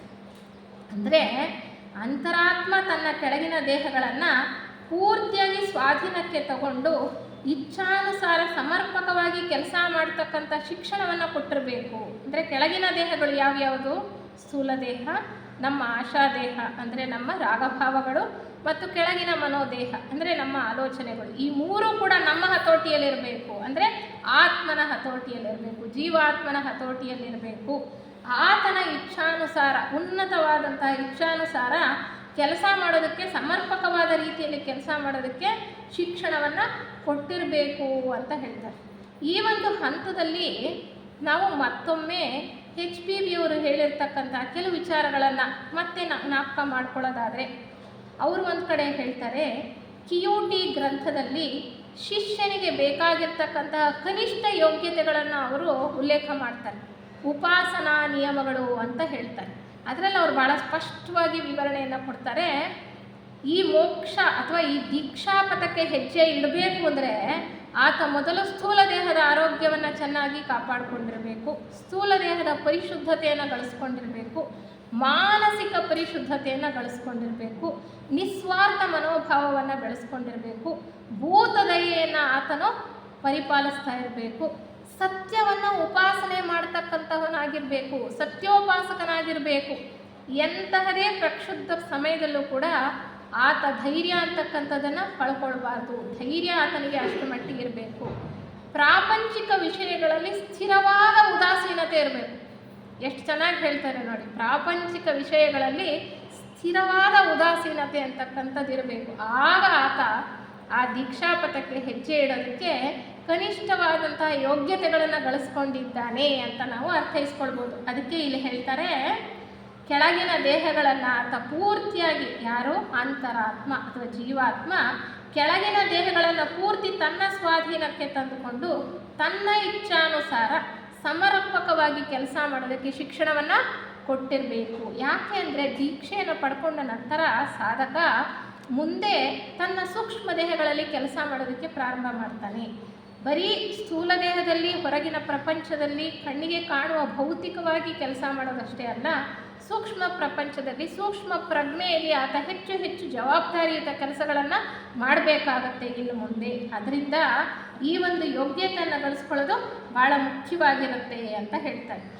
ಹೀಗೆ ನಾವು ನೋಡ್ತಾ ಹೋದಾಗ 4 ಈ ಮುಖ್ಯ ವಿಚಾರಗಳಲ್ಲಿ ಆತ ಸಾಮರ್ಥ್ಯವನ್ನು 25%, ಸರಾಸರಿ 40% ಗಳಿಸ್ಕೊಂಡಿರಬೇಕು ಅಂತ ತಿಳ್ಕೊಂಡ್ವಿ. ಹಾಗಾಗಿ ಈ ದೀಕ್ಷೆಗೆ ಅರ್ಹತೆ ಉಳ್ಳವರು ಎಲ್ಲರೂ ಒಂದೇ ಮಟ್ಟದಲ್ಲಿ ಇರ್ತಾರೆ ಅಂತ ನಾವು ಹೇಳೋಕ್ಕಾಗಲ್ಲ ಅಲ್ವಾ. ಎಲ್ಲರೂ ಒಂದೇ ಮಟ್ಟದಲ್ಲಿ ಇರ್ತಾರಾ? ಇಲ್ಲ. ಪಾಸಾದವರೆಲ್ಲ ವಿದ್ಯಾರ್ಥಿಗಳು ಮುಂದಿನ ತರಗತಿಗೆ ಹೋಗುವಾಗ ಒಂದೇ ಮಟ್ಟದಲ್ಲಿ ಇರ್ತಾರಾ? ಇಲ್ಲ. ಕೆಲವರಿಗೆ ಕೆಲವು ವಿಷಯಗಳಲ್ಲಿ ಕಡಿಮೆ ಅಂಕಗಳು ಬಂದಿರ್ಬೋದು, ಇನ್ನೊಂದು ವಿಷಯದಲ್ಲಿ ಹೆಚ್ಚಿನ ಅಂಕಗಳು ಬಂದಿರ್ತಕ್ಕಂಥದ್ದು. ಹೀಗೆ ಆತ ಎಲ್ಲರೂ ಕೂಡ ಈ ಒಂದು ದೀಕ್ಷಾಪಥಕ್ಕೆ ಹೆಜ್ಜೆ ಇಟ್ಟಿರ್ತಕ್ಕಂಥವ್ರು ಒಂದೇ ಸಮನಾದಂತಹ ಸಾಮರ್ಥ್ಯವನ್ನು ಗಳಿಸ್ಕೊಂಡಿರೋದಿಲ್ಲ, ಸ್ವಲ್ಪ ಹೆಚ್ಚು ಕಡಿಮೆ ಇರ್ತಕ್ಕಂಥದ್ದು ಅಂತ ಹೇಳ್ತಾರೆ. ಇನ್ನೊಂದು ಮುಖ್ಯವಾದ ವಿಚಾರವನ್ನು ಇಲ್ಲಿ ಅಲ್ಲಿ ಅವರು ಏನು ಪ್ರಸ್ತಾಪ ಮಾಡ್ತಾರೆ ಅಂದರೆ ಪ್ರಸ್ತುತ ಕಾಲದ ಸುಯೋಗ ಅಂತ ಹೇಳ್ತಾರೆ. ಪ್ರಸ್ತುತ ಭೂಮಿಯಲ್ಲಿ ಯಾವ ಹಂತದಲ್ಲಿದ್ದೇವೆ ನಾವು, ಮಾನವ ಎಲ್ಲಿಂದ ಹೇಗೆ ಎಲ್ಲಿಗೆ ಅನ್ನುವಂತಹ ಗ್ರಂಥದಲ್ಲಿ ಲೆಡ್ಬಿಟ್ ಅವರು ಮತ್ತು ಅನಿ ಬೆಸೆಂಟ್ರು ತಮ್ಮ ಯೋಗ ದೃಷ್ಟಿಯಲ್ಲಿ ನಡೆಸಿದಂತಹ ಅನೇಕ ಸಂಶೋಧನೆಗಳನ್ನು ಭಾಳ ಸವಿಸ್ತಾರವಾಗಿ ಹೇಳ್ತಾರೆ. ಈ ಭೂ ವಿಕಾಸ ಯೋಜನೆಯಲ್ಲಿ ಈಶ್ವರನ ಅಡಿಯಲ್ಲಿ ನಡೀತಾ ಇರ್ತಕ್ಕಂತಹ ಭೂ ವಿಕಾಸ ಯೋಜನೆಯಲ್ಲಿ ಸೌರವ್ಯೂಹದ ಈಶ್ವರನ ಅಡಿಯಲ್ಲಿ ನಡೀತಾ ಇದೆಯಲ್ಲ, ಅಲ್ಲಿ ನಾವು ಪ್ರಸ್ತುತ 4ನೇ ಗೋಳಮಾಲೆಯಲ್ಲಿದ್ದೇವೆ. ಒಂದೊಂದು ಯೋಜನೆಯಲ್ಲೂ ಕೂಡ 7 ಗೋಳಮಾಲೆಗಳಿರ್ತಕ್ಕಂಥದ್ದು. ಪ್ರಸ್ತುತ ಭೂಮಿ ಇರ್ತಕ್ಕಂಥದ್ದು 4ನೇ ಗೋಳಮಾಲೆಯಲ್ಲಿ. ಇಲ್ಲಿ ಈಗ ಜೀವ ಚೈತನ್ಯ 4ನೇ ಸುತ್ತಿನಲ್ಲಿದೆ. ಭೂಮಿಯ ಮೇಲೆ 5 ಮಹಾವಂಶಗಳಾಗಿ 5ನೇ ಮಹಾವಂಶದ 5ನೇ ಉಪವಂಶದಲ್ಲಿದ್ದೇವೆ. ಈ ಒಂದು 4ನೇ ಸುತ್ತಿನಲ್ಲಿ 3ನೇ ಮಹಾವಂಶದ ಸಮಯದಲ್ಲಿ ಜಗತ್ಪ್ರಭುಗಳು ಅಂತ ನಾವೀಗೇನು ಹೇಳಿದ್ವಿ, ಸನತ್ ಕುಮಾರ ಪ್ರಭುಗಳು ಶುಕ್ರ ಗ್ರಹದಿಂದ ಭೂಮಿಗೆ ಬಂದರು. ಈ ವಿಕಾಸವನ್ನು ತ್ವರಿತಗೊಳಿಸೋದಕ್ಕೋಸ್ಕರ ಅವರು ಬಂದರು. ಅವರ ಒಂದು ಸಾನ್ನಿಧ್ಯದಲ್ಲಿ, ಅವರ ಒಂದು ಶಕ್ತಿಯ ಅಡಿಯಲ್ಲಿ, ಅನುಗ್ರಹದ ಅಡಿಯಲ್ಲಿ ಈಗ ವಿಕಾಸ ಅಂತಕ್ಕಂಥದ್ದು ಬಹಳ ತೀವ್ರಗತಿಯಲ್ಲಿ ಸಾಗ್ತಾ ಇದೆ. ಅಂತಹ ಸ್ಥಿತಿಯಲ್ಲಿ ನಾವೆಲ್ಲ ಥಿಯೋಸಾಫಿಕಲ್ ಸೊಸೈಟಿಯ ಒಂದು ಸಾಂಗತ್ಯಕ್ಕೆ ಬರ್ತಾ ಇಲ್ಲಿಯ ವಿಚಾರಗಳನ್ನು ತಿಳ್ಕೊಳ್ತಾ ಇದ್ದೇವೆ. ನಾವು ಒಂದು ಸರಿಯಾದ ದಾರಿಯಲ್ಲಿ ನಡಿಬೇಕು ಅನ್ನೋ ಪ್ರಯತ್ನ ಮಾಡ್ತಾ ಇದ್ದೇವೆ. ನಾವು ಮಾಡ್ತಕ್ಕಂಥ ಪ್ರಯತ್ನ ನಮಗೆ ಬಹಳ ಶೀಘ್ರವಾಗಿ ಬಹಳ ಉನ್ನತ ರೀತಿಯಲ್ಲಿ ನಮಗೆ ಪರಿಣಾಮವನ್ನು ಕೊಡ್ತಕ್ಕಂತಹ ಸುಯೋಗವು ನಮಗಿದೆ ಅಂತ ಹೇಳ್ತಾರೆ. ಅಂತಹ ಒಂದು ಸಮಯದಲ್ಲಿ ನಾವು ಇದ್ದೇವೆ ಅಂದರೆ ಅದನ್ನು ಎಷ್ಟು ಚೆನ್ನಾಗಿ ನಾವು ಅದನ್ನು ಉಪಯೋಗಿಸ್ಕೊಳ್ಬೇಕಾಗಿದೆ ಈ ಅವಕಾಶವನ್ನು ಅಂತ ನಾವು ಕಂಡುಕೊಳ್ಬೇಕಾಗಿದೆ. ಅದಕ್ಕೆ ಹೇಳ್ತಾರೆ ಪ್ರಪಂಚದ ಚರಿತ್ರೆಯಲ್ಲಿಯೇ ಇದು ಒಂದು ವಿಶೇಷ ಕಾಲ ಅಂತ ಹೇಳ್ತಾರೆ. ಈಗಿನ ಸುಯೋಗ ಅಂತ ಹೇಳ್ತಾರೆ ಪ್ರಪಂಚದ ಚರಿತ್ರೆಯಲ್ಲಿ ಒಂದು ವಿಶೇಷವಾದಂತಹ ಕಾಲ. ಸಂಸರಣೆಯ ಎಲ್ಲ ಘಟ್ಟಗಳಲ್ಲಿಯೂ ಕೂಡ ಪ್ರಗತಿ ಅಂತಕ್ಕಂಥದ್ದು ತೀವ್ರಕರವಾಗಿ ಮುಂದೆ ಸಾಗ್ತಾ ಇರತಕ್ಕಂತಹ ಸಂಭವ ಇದೆ. ಇದನ್ನು ನಾವು ಚೆನ್ನಾಗಿ ಸದುಪಯೋಗ ಪಡಿಸ್ಕೊಳ್ಬೇಕಾಗಿದೆ ಅನ್ನುವಂತಹ ಒಂದು ವಿಚಾರವನ್ನು ನಾವು ಗಮನಿಸ್ಕೊಳ್ಬೇಕು. ಮುಂದುವರಿತಾ ಈ ದೀಕ್ಷೆಯನ್ನು ಕೊಡ್ತಕ್ಕಂಥದ್ದು ಒಂದು ಸಂಸ್ಕಾರ ಕಾರ್ಯ.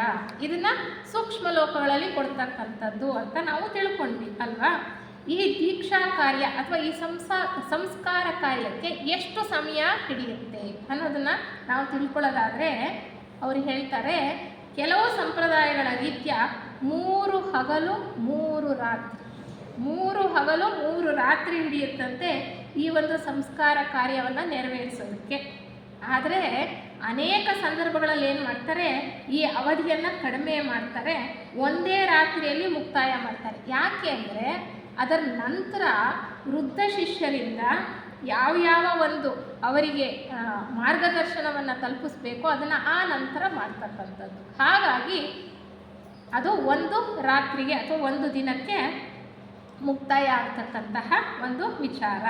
ಯಾಕೆ ಅಂದರೆ ಈ ಸಂಸ್ಕಾರ ಕಾರ್ಯಗಳಿಗೆ ಪೂರ್ವ ಸಿದ್ಧತೆಯಾಗಿ ಅಥವಾ ಸಂಸ್ಕಾರ ಕಾರ್ಯದ ನಂತರ ಅದನ್ನು ಕೂಡ ಈ ಸಂಸ್ಕಾರ ಕಾರ್ಯದಲ್ಲೇ ಸೇರಿಸೋದಾದರೆ ಪೂರ್ವ ಸಿದ್ಧತೆಯನ್ನು ಅದನ್ನು ವೃದ್ಧ ಶಿಷ್ಯರು ಕೂಡ ಇವರಿಗೆ ಕೊಡ್ತಕ್ಕಂಥದ್ದು. ಏನು ಮಾಡ್ತಾರೆ ಅಲ್ಲಿ ಅಂದರೆ ಕಾಮಲೋಕಕ್ಕೆ ಸಂಬಂಧಪಟ್ಟಂತಹ ಕೆಲಸದ ಬಗ್ಗೆ ಶಿಕ್ಷಣವನ್ನು ಕೊಡ್ತಾರೆ.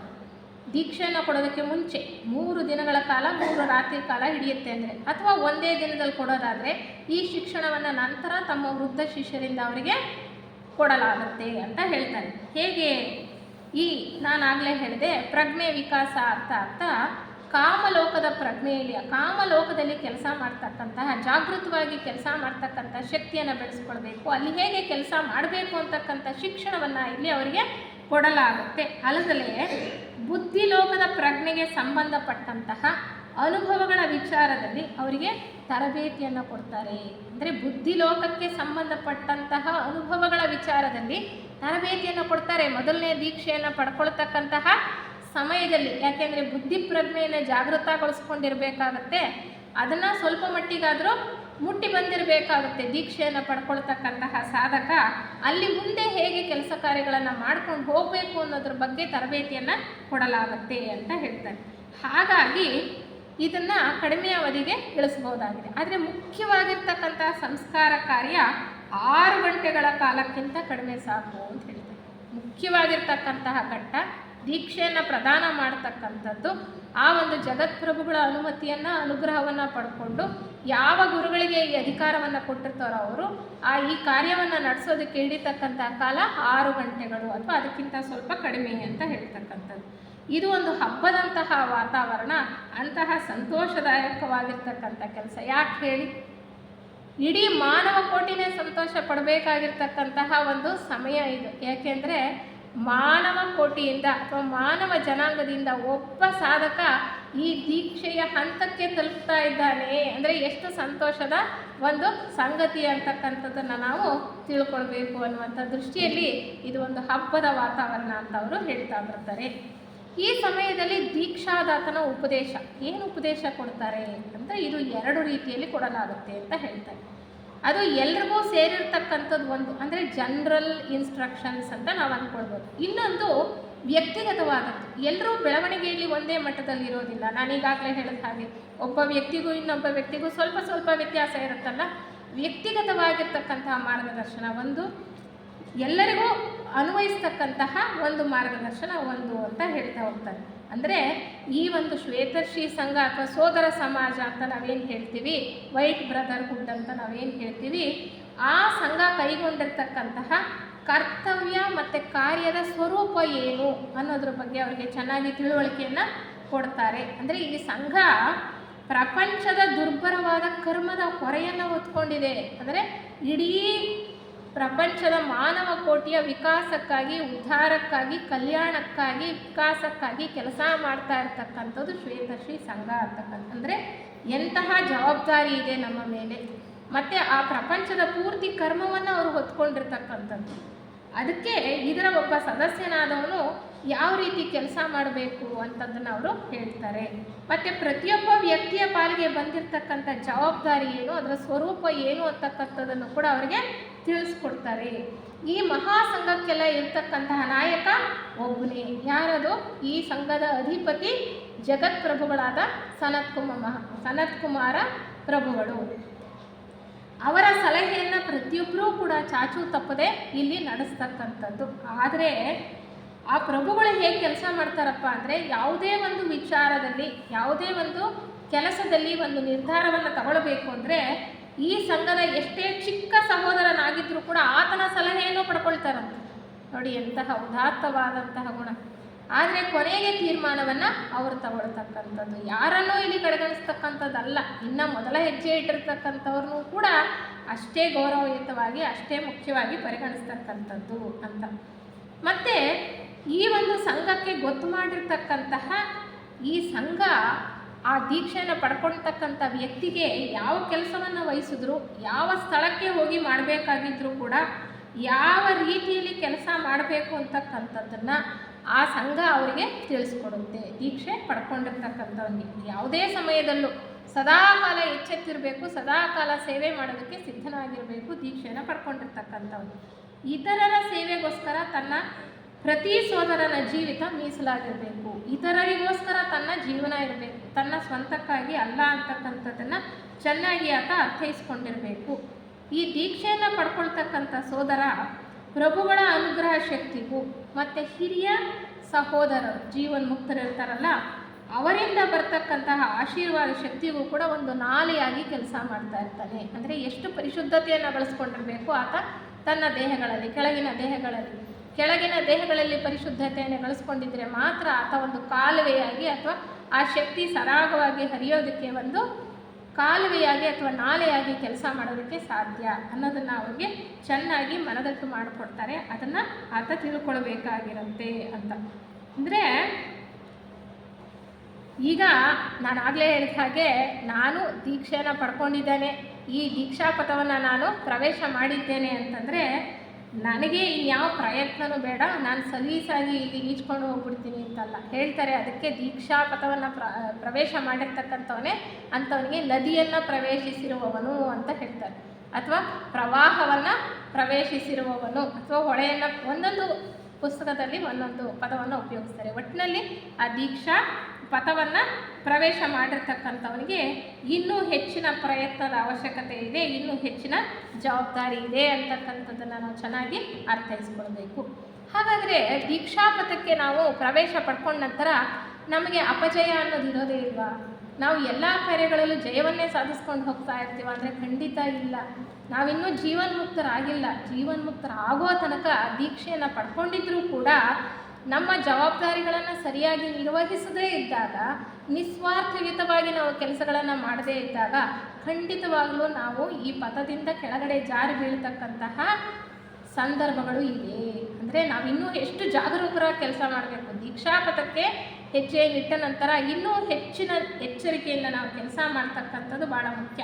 ಆದರೆ ಆ ರೀತಿ ಯಾವಾಗ ಅಪಜಯ ಉಂಟಾಗುತ್ತೋ ಆ ದೀಕ್ಷಾ ಪಥವನ್ನು ಪ್ರವೇಶ ಮಾಡಿರ್ತಕ್ಕಂಥವನಿಗೆ ಸಾಮಾನ್ಯವಾಗಿ ಅಷ್ಟು ಸುಲಭವಾಗಿ ಶ್ವೇತರ್ಷಿ ಸಂಘ ಆತನನ್ನು ಬಿಟ್ಕೊಡೋದಿಲ್ಲ. ಆದಷ್ಟು ಪ್ರಯತ್ನ ಪಡುತ್ತೆ ಆತನನ್ನು ಅಲ್ಲಿ ಹಿಡಿದಿಟ್ಕೊಳ್ಳೋದಕ್ಕೆ. ಆದರೆ ಆತ ಅಲ್ಪ ಮನೋಭಾವದವನಾಗಿದ್ದರೆ ಆತನನ್ನು ಅನಿವಾರ್ಯವಾಗಿ ಆತನನ್ನು ಪ್ರತ್ಯೇಕಿಸಬೇಕಾಗುತ್ತೆ. ಅಂದರೆ ನಾನು ಹೇಳಿದೆ, ಒಂದು ಪ್ರಜ್ಞೆಯ ಹಾಗೆ ಕೆಲಸ ಮಾಡ್ತಕ್ಕಂಥದ್ದು, ಆ ಶ್ವೇತರ್ಷಿ ಸಂಘದ ಒಂದು ಪ್ರಜ್ಞೆಯ ಹಾಗೆ ಕೆಲಸ ಮಾಡ್ತಕ್ಕಂಥವನ್ನ ಆ ಪ್ರಜ್ಞೆಯಿಂದ ಆತನನ್ನು ಪ್ರತ್ಯೇಕಗೊಳಿಸ್ತಾರೆ. ಎಷ್ಟರವರೆಗೆ ಆತ ತನ್ನ ಅಲ್ಪ ಮನೋಭಾವನೆಯನ್ನು ಬಿಟ್ಟು ಸ್ವಾರ್ಥವನ್ನು ಪೂರ್ತಿ ಬಿಡಬೇಕು. ಸ್ವಾರ್ಥ ದೃಷ್ಟಿಯನ್ನು ಪೂರ್ತಿ ಬಿಟ್ಟು ಪ್ರಾಪಂಚಿಕ ವಸ್ತು ವಿಷಯಗಳ ಆಕರ್ಷಣೆಯಿಂದ, ಭ್ರಾಂತಿಯಿಂದ ಮುಕ್ತನಾಗಿ ಆತ ಪೂರ್ತಿ ತನ್ನನ್ನು ತಾನು ಮಾನವ ಕೋಟಿಯ ಸೇವೆಗೆ ಅರ್ಪಿಸ್ಕೊಳ್ಳೋ ತನಕ ಆತನನ್ನು ಪ್ರತ್ಯೇಕಿಸ್ತಾರೆ. ಆದರೆ ಆತ ಬುದ್ಧಿಯನ್ನು ಕಲ್ತ್ಕೊಂಡ್ಮೇಲೆ ಮತ್ತೆ ಆ ಪ್ರಜ್ಞೆಯಲ್ಲಿ ಸೇರಿಸ್ಕೊಳ್ತಾರೆ ಅನ್ನೋದನ್ನು ಅವರಿಗೆ ಹೇಳ್ತಾ ಬರ್ತಾರೆ. ಈತ ಪ್ರೇಮವನ್ನು, ಅನುಗ್ರಹ ಶಕ್ತಿಯನ್ನು ಯಾವಾಗಲೂ ಪ್ರಸರಿಸ್ತಾ ಇರಬೇಕು. ಅದು ಆತನ ಕರ್ತವ್ಯ ಅನ್ನೋದನ್ನು ಆತ ಚೆನ್ನಾಗಿ ತಿಳ್ಕೊಂಡಿರಬೇಕು. ಪ್ರಾಪಂಚಿಕ ದೃಷ್ಟಿಯಿಂದ ನನಗೆ ಒಂದು ಜನಪ್ರಿಯತೆ ಸಿಗಲಿ ಅಥವಾ ಜನ ಮೆಚ್ಚಿಕೊಳ್ಳಲಿ ಅಂತ ಕೆಲಸ ಮಾಡಬಾರ್ದು. ದೀಕ್ಷಾ ಪಥದಲ್ಲಿ ಹೆಜ್ಜೆ ಇಟ್ಟಿರ್ತಕ್ಕಂಥವನ ಮನೋಭಾವ ಎಂದೂ ಕೂಡ ಹಾಗೆ ಇರೋದಿಲ್ಲ. ತಾನು ಕೈಗೊಂಡಿರ್ತಕ್ಕಂತಹ ಧ್ಯೇಯಕ್ಕೆ ಅನುಗುಣವಾಗಿ ಪ್ರಾಮಾಣಿಕತೆಯಿಂದ ನಡ್ಕೊಳ್ತಕ್ಕಂಥದ್ದು ಬಹಳ ಮುಖ್ಯ. ಸೋದರ ಸಮಾಜಕ್ಕೆ ಮೆಚ್ಚುಗೆಯಾಗೋದು ಮುಖ್ಯ. ಬಾಹ್ಯ ಪ್ರಪಂಚದಲ್ಲಿ ಜನ ಮೆಚ್ಕೊಳ್ತಕ್ಕಂಥದ್ದು ಅಥವಾ ಆತನನ್ನು ಹೊಗಳ್ತಕ್ಕಂಥದ್ದು ಮುಖ್ಯ ಅಲ್ಲ, ಜನಾನುರಾಗಿ ಆಗ್ತಕ್ಕಂಥದ್ದು ಮುಖ್ಯ ಅಲ್ಲ ಅಂತಕ್ಕಂಥದ್ದನ್ನು ಹೇಳ್ತಾರೆ. ಈ ಮೊದಲನೇ ದೀಕ್ಷೆಯನ್ನು ಪಡ್ಕೊಂಡಿರ್ತಕ್ಕಂಥವ್ರಿಗೆ ಏನಂತ ಕರೀತಾರೆ? ಶಂಕರಾಚಾರ್ಯರು ಹಿಂದೂ ಸಂಪ್ರದಾಯದ ರೀತಿಯ ಹೇಳ್ತಕ್ಕಂಥದ್ದು ಮೊದಲನೇ ದೀಕ್ಷೆಯನ್ನು ಪಡ್ಕೊಂಡಿರ್ತಕ್ಕಂಥವನ್ನ ಪರಿವ್ರಾಜಕ ಅಂತ ಹೇಳ್ತಕ್ಕಂಥದ್ದು. ಭಗವಾನ್ ಬುದ್ಧರು ಆ ಬೌದ್ಧ ಸಂಪ್ರದಾಯದಲ್ಲಿ ಹೇಳಿರ್ತಕ್ಕಂಥದ್ದು ಶ್ರೋತಾಪತ್ತಿ ಅಥವಾ ಶ್ರೋತಾಪನ್ನ ಅಂತ ಹೇಳುವಂಥದ್ದು. ಅಂದರೆ ಬೌದ್ಧರ ಪರಿಭಾಷೆಯಲ್ಲಿ ಪವಿತ್ರಪ್ರದವಾದ ನದಿಯನ್ನು ಪ್ರವೇಶಿಸಿದವನು ಅಂತ ಅರ್ಥ. ಶ್ರೋತಾಪನ್ನ ಅಂದರೆ ಪವಿತ್ರವಾದಂತಹ ನದಿಯನ್ನು ಪ್ರವೇಶಿಸಿದ್ದಾನೆ, ಅಂದರೆ ಆ ದೀಕ್ಷಾಪಥಕ್ಕೆ ಹೆಜ್ಜೆ ಇಟ್ಟಿದ್ದಾನೆ ಅಂತ ಅರ್ಥ.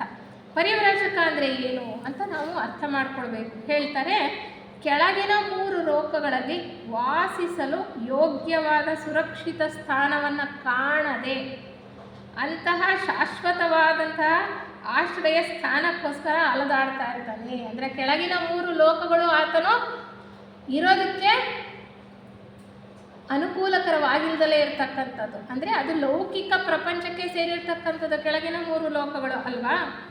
ಅದನ್ನು ಬಿಟ್ಟು ಶಾಶ್ವತವಾದಂತಹ ಒಂದು ನೆಲೆಯನ್ನು ಕಂಡುಕೊಳ್ಳೋದಕ್ಕೆ ಆತ ಪ್ರಯತ್ನ ಪಡ್ತಾ ಇರ್ತಾನೆ, ಅಲದಾಡ್ತಾ ಇರ್ತಾನೆ ಅಂತ. ಪರಿವ್ರಾಜಕ ಅಂದರೆ ಅಲದಾಡ್ತಾ ಇರ್ತಾನೆ ಅನ್ನುವಂತಹ ಅರ್ಥದಲ್ಲಿ ಅವರು ಹೇಳ್ತಾರೆ. ಅಂದರೆ ಪ್ರಪಂಚದೊಳಗೆ ಜೀವಿಸ್ತಾ ಇದ್ರೂ ಕೂಡ ಇದು ಆತನ ಮನೆ ಅಲ್ಲ. ಅದಕ್ಕೆ ದಾಸರು ಭಾಳ ಚೆನ್ನಾಗಿ ಹೇಳ್ತಾರೆ, ಅಲ್ಲಿರುವುದು ನಮ್ಮೆಲ್ಲರ ಮನೆ, ಇಲ್ಲಿರುವುದು ಸುಮ್ಮನೆ ಅಂತ ಹೇಳ್ತಕ್ಕಂಥದ್ದು. ಹಾಗೆ ಕುವೆಂಪುರವರು ಕೂಡ ಭಾಳ ಚೆನ್ನಾಗಿ ಹೇಳ್ತಾರೆ, ಎಲ್ಲಿಯೂ ನಿಲ್ಲದಿರು, ಮನೆಯನೆಂದು ಕಟ್ಟದಿರು, ಕೊನೆಯನೆಂದು ಮುಟ್ಟದಿರು, ನೀ ಅನಂತವಾಗಿರು ಅಂತ ಹೇಳ್ತಾರೆ ಅಲ್ವಾ. ಅಂದರೆ ಪ್ರಜ್ಞೆ ಅಷ್ಟು ವಿಶಾಲವಾಗಿರಬೇಕು. ಈ ಕೆಳಗಿನ ಲೋಕಗಳಲ್ಲಿ ಶಾಶ್ವತವಾಗಿ ನೆಲೆ ನಿಲ್ತಕ್ಕಂಥದ್ದಲ್ಲ ದೀಕ್ಷೆಯನ್ನು ಪಡ್ಕೊಂಡಿರ್ತಕ್ಕಂಥವನು. ಆತನಿಗೆ ಆ ಒಂದು ಪ್ರಜ್ಞೆ ಜಾಗೃತವಾಗಿರುತ್ತೆ. ಅದಕ್ಕೆ ಆತ ಅಲದಾಡ್ತಾ ಇರ್ತಾನೆ ಶಾಶ್ವತವಾದಂಥ ಒಂದು ನೆಲೆಯನ್ನು ಕಂಡುಕೊಳ್ಳೋದಕ್ಕೆ ಅಂತ ಸಾಂಕೇತಿಕವಾಗಿ ಅದನ್ನು ಹೇಳ್ತಾ ಇರ್ತಕ್ಕಂಥದ್ದು. ಅಂದರೆ ಈ ಎಷ್ಟೋ ಸಾರಿ ಈ ಮೊದಲನೇ ದೀಕ್ಷೆಯನ್ನು ನಾನು ಹೇಳಿದೆ, ಸ್ಥೂಲ ದೇಹದ ಪ್ರಜ್ಞೆಯಲ್ಲಿ ಕೊಡ್ತಕ್ಕಂಥದ್ದಲ್ಲ, ಸೂಕ್ಷ್ಮ ದೇಹದ ಪ್ರಜ್ಞೆಯಲ್ಲಿ ಕೊಡ್ತಕ್ಕಂಥದ್ದಲ್ವ. ಅಂತರಾತ್ಮನಿಗೆ ತನಗೆ ದೀಕ್ಷೆ ಕೊಡಲ್ಪಟ್ಟಿದೆ ಅನ್ನೋದೇ ಗೊತ್ತಿರಲ್ವಂತೆ ಎಷ್ಟೋ ಸರಿ. ಜಾಗೃತ ಪ್ರಜ್ಞೆಯಲ್ಲಿ ಆತನಿಗೆ ತನಗೆ ದೀಕ್ಷೆ ಲಭಿಸಿದೆ ಅಂತಕ್ಕಂಥದ್ದು ಅವನಿಗೆ ಗೊತ್ತಿರೋದಿಲ್ಲ.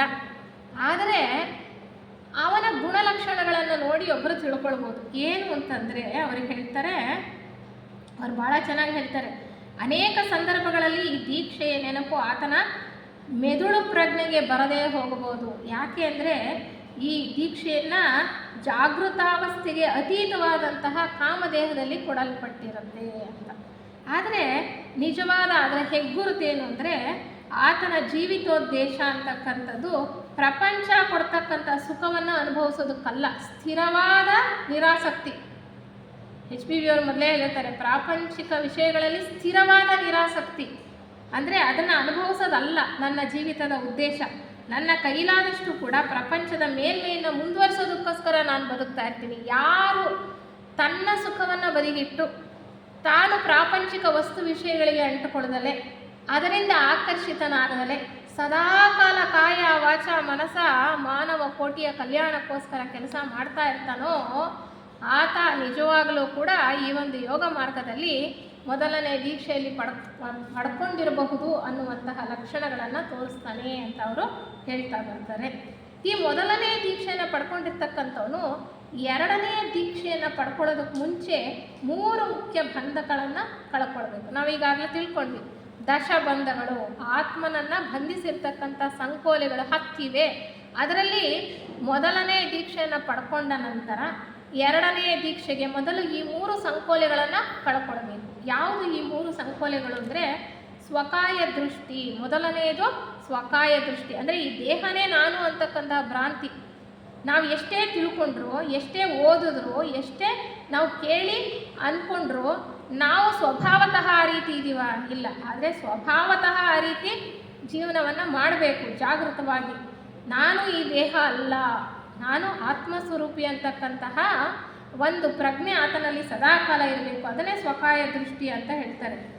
ತಾನೊಬ್ಬನೇ ಈ ದೇಹ ತಾನಲ್ಲ ಅಂತಕ್ಕಂಥ ಭಾವನೆ ಒಂದೇ ಅಲ್ಲ, ತನ್ನ ಸುತ್ತಲೂ ಇರ್ತಕ್ಕಂಥ ಖನಿಜ, ಸಸ್ಯ, ಪಶು ಎಲ್ಲವೂ ಕೂಡ, ಭೂತವರ್ಗಗಳಿರ್ತಕ್ಕಂಥ ಚೈತನ್ಯ ಎಲ್ಲವೂ ಕೂಡ ಒಂದೇ.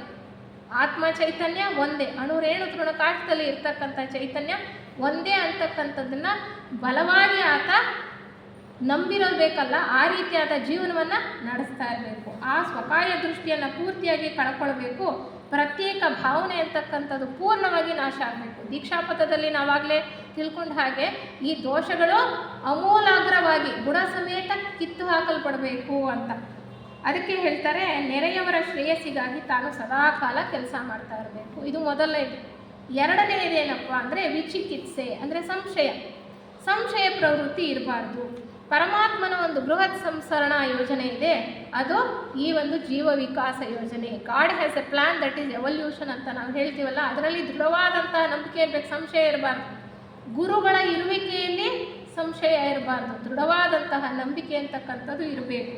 ಮತ್ತು ಮೂಲಭೂತವಾಗಿರ್ತಕ್ಕಂಥ ಕೆಲವು ವಿಚಾರಗಳು ನಮ್ಮ ಥಿಯಾಸಫಿ ಏನು ಪ್ರತಿಪಾದಿಸುತ್ತೆ ಅಥವಾ ಆಧ್ಯಾತ್ಮ ಲೋಕದಲ್ಲಿ ಏನು ಹೇಳ್ತಾರೆ, ಕರ್ಮ, ಪುನರ್ಜನ್ಮ ಅಂತ ಅನ್ನುವಂತಹ ಕೆಲವು ಮೂಲಭೂತ ಪ್ರಕೃತಿ ನಿಯಮಗಳಲ್ಲಿ ದೃಢವಾದಂಥ ನಂಬಿಕೆ, ಸ್ವಲ್ಪವೂ ಕೂಡ ಸಂಶಯ ಅಂತಕ್ಕಂಥದ್ದು ಇರಬಾರ್ದು ಅಂತ ಹೇಳ್ತಾರೆ.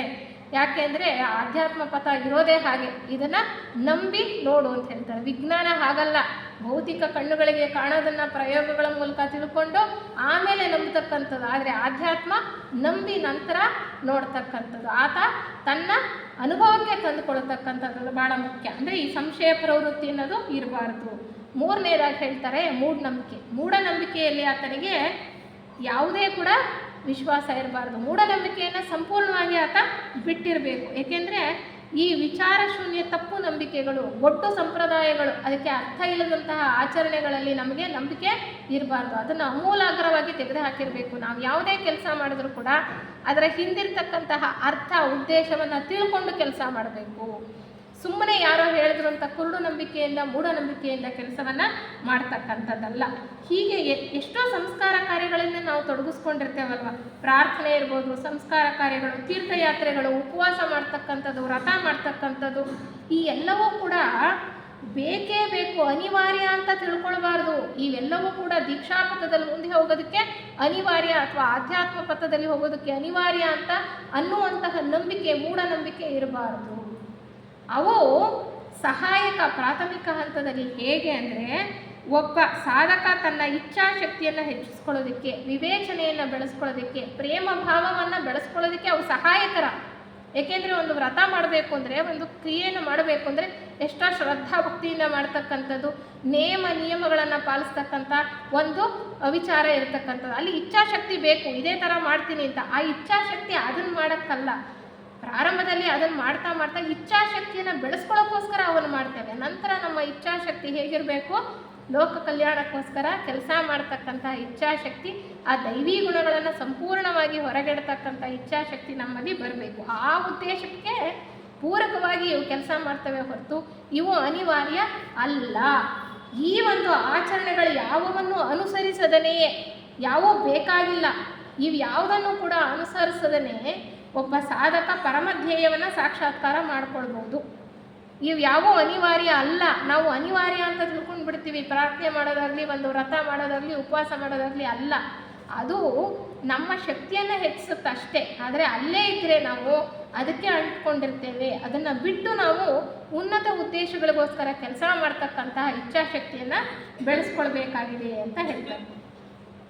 ಈ ಯೋಗ ಪಥದಲ್ಲಿ ಪ್ರತಿಯೊಂದು ಹಂತ ಅಂದರೆ ಮೊದಲನೇ ದೀಕ್ಷೆಯಿಂದ ಎರಡರಿಂದ 3ಕ್ಕೆ ಹೋಗುವಾಗ 4 ಉಪಹಂತಗಳಿದೆ ಅಂತ ಹೇಳ್ತಾರೆ. ಇದನ್ನು ಅರ್ಥ ಮಾಡ್ಕೊಳ್ಬೇಕು ಕೆಲವು ವಿಚಾರಗಳು. ಯಾಕೆಂದರೆ ಮತ್ತೆ ನಾವು ಗ್ರಂಥಗಳನ್ನು ಓದುವಾಗ ನಮಗೆ ಇದು ಚೆನ್ನಾಗಿ ಅರ್ಥ ಆಗ್ತಾ ಹೋಗುತ್ತೆ ಇನ್ನೂ ಆಳದಲ್ಲಿ. ಏನಪ್ಪ ಅಂದರೆ, ಮೊದಲನೆಯ ಉಪಹಂತದಲ್ಲಿ ಸಾಧಕ ಸಂಕೋಲೆಗಳನ್ನು ಕಳಚಿ ಹಾಕಬೇಕು. ಆ ಪ್ರಯತ್ನವನ್ನು ಮಾಡ್ತಾ ಇರ್ತಾನೆ. ಈ ಸಂಕೋಲೆ ಹೇಗೆ ಹೇಳಿದಲ್ಲ, 3 ಸಂಕೋಲೆ ಮೊದಲನೇ ದೀಕ್ಷೆಯನ್ನು ಪಡ್ಕೊಂಡ ನಂತರ ಅದನ್ನು ಕಳಚಿ ಹಾಕ್ತಕ್ಕಂಥ ಪ್ರಯತ್ನ ಮೊದಲನೇ ಉಪಹಂತ. 2ನೇ ಉಪಹಂತ, ಸಾಧಕ ತನ್ನ ಪ್ರಯತ್ನಕ್ಕೆ ಸಾಕಷ್ಟು ಫಲವನ್ನು ಪಡ್ಕೊಳ್ತಾನೆ, ಅದು 2ನೇ ಹಂತ.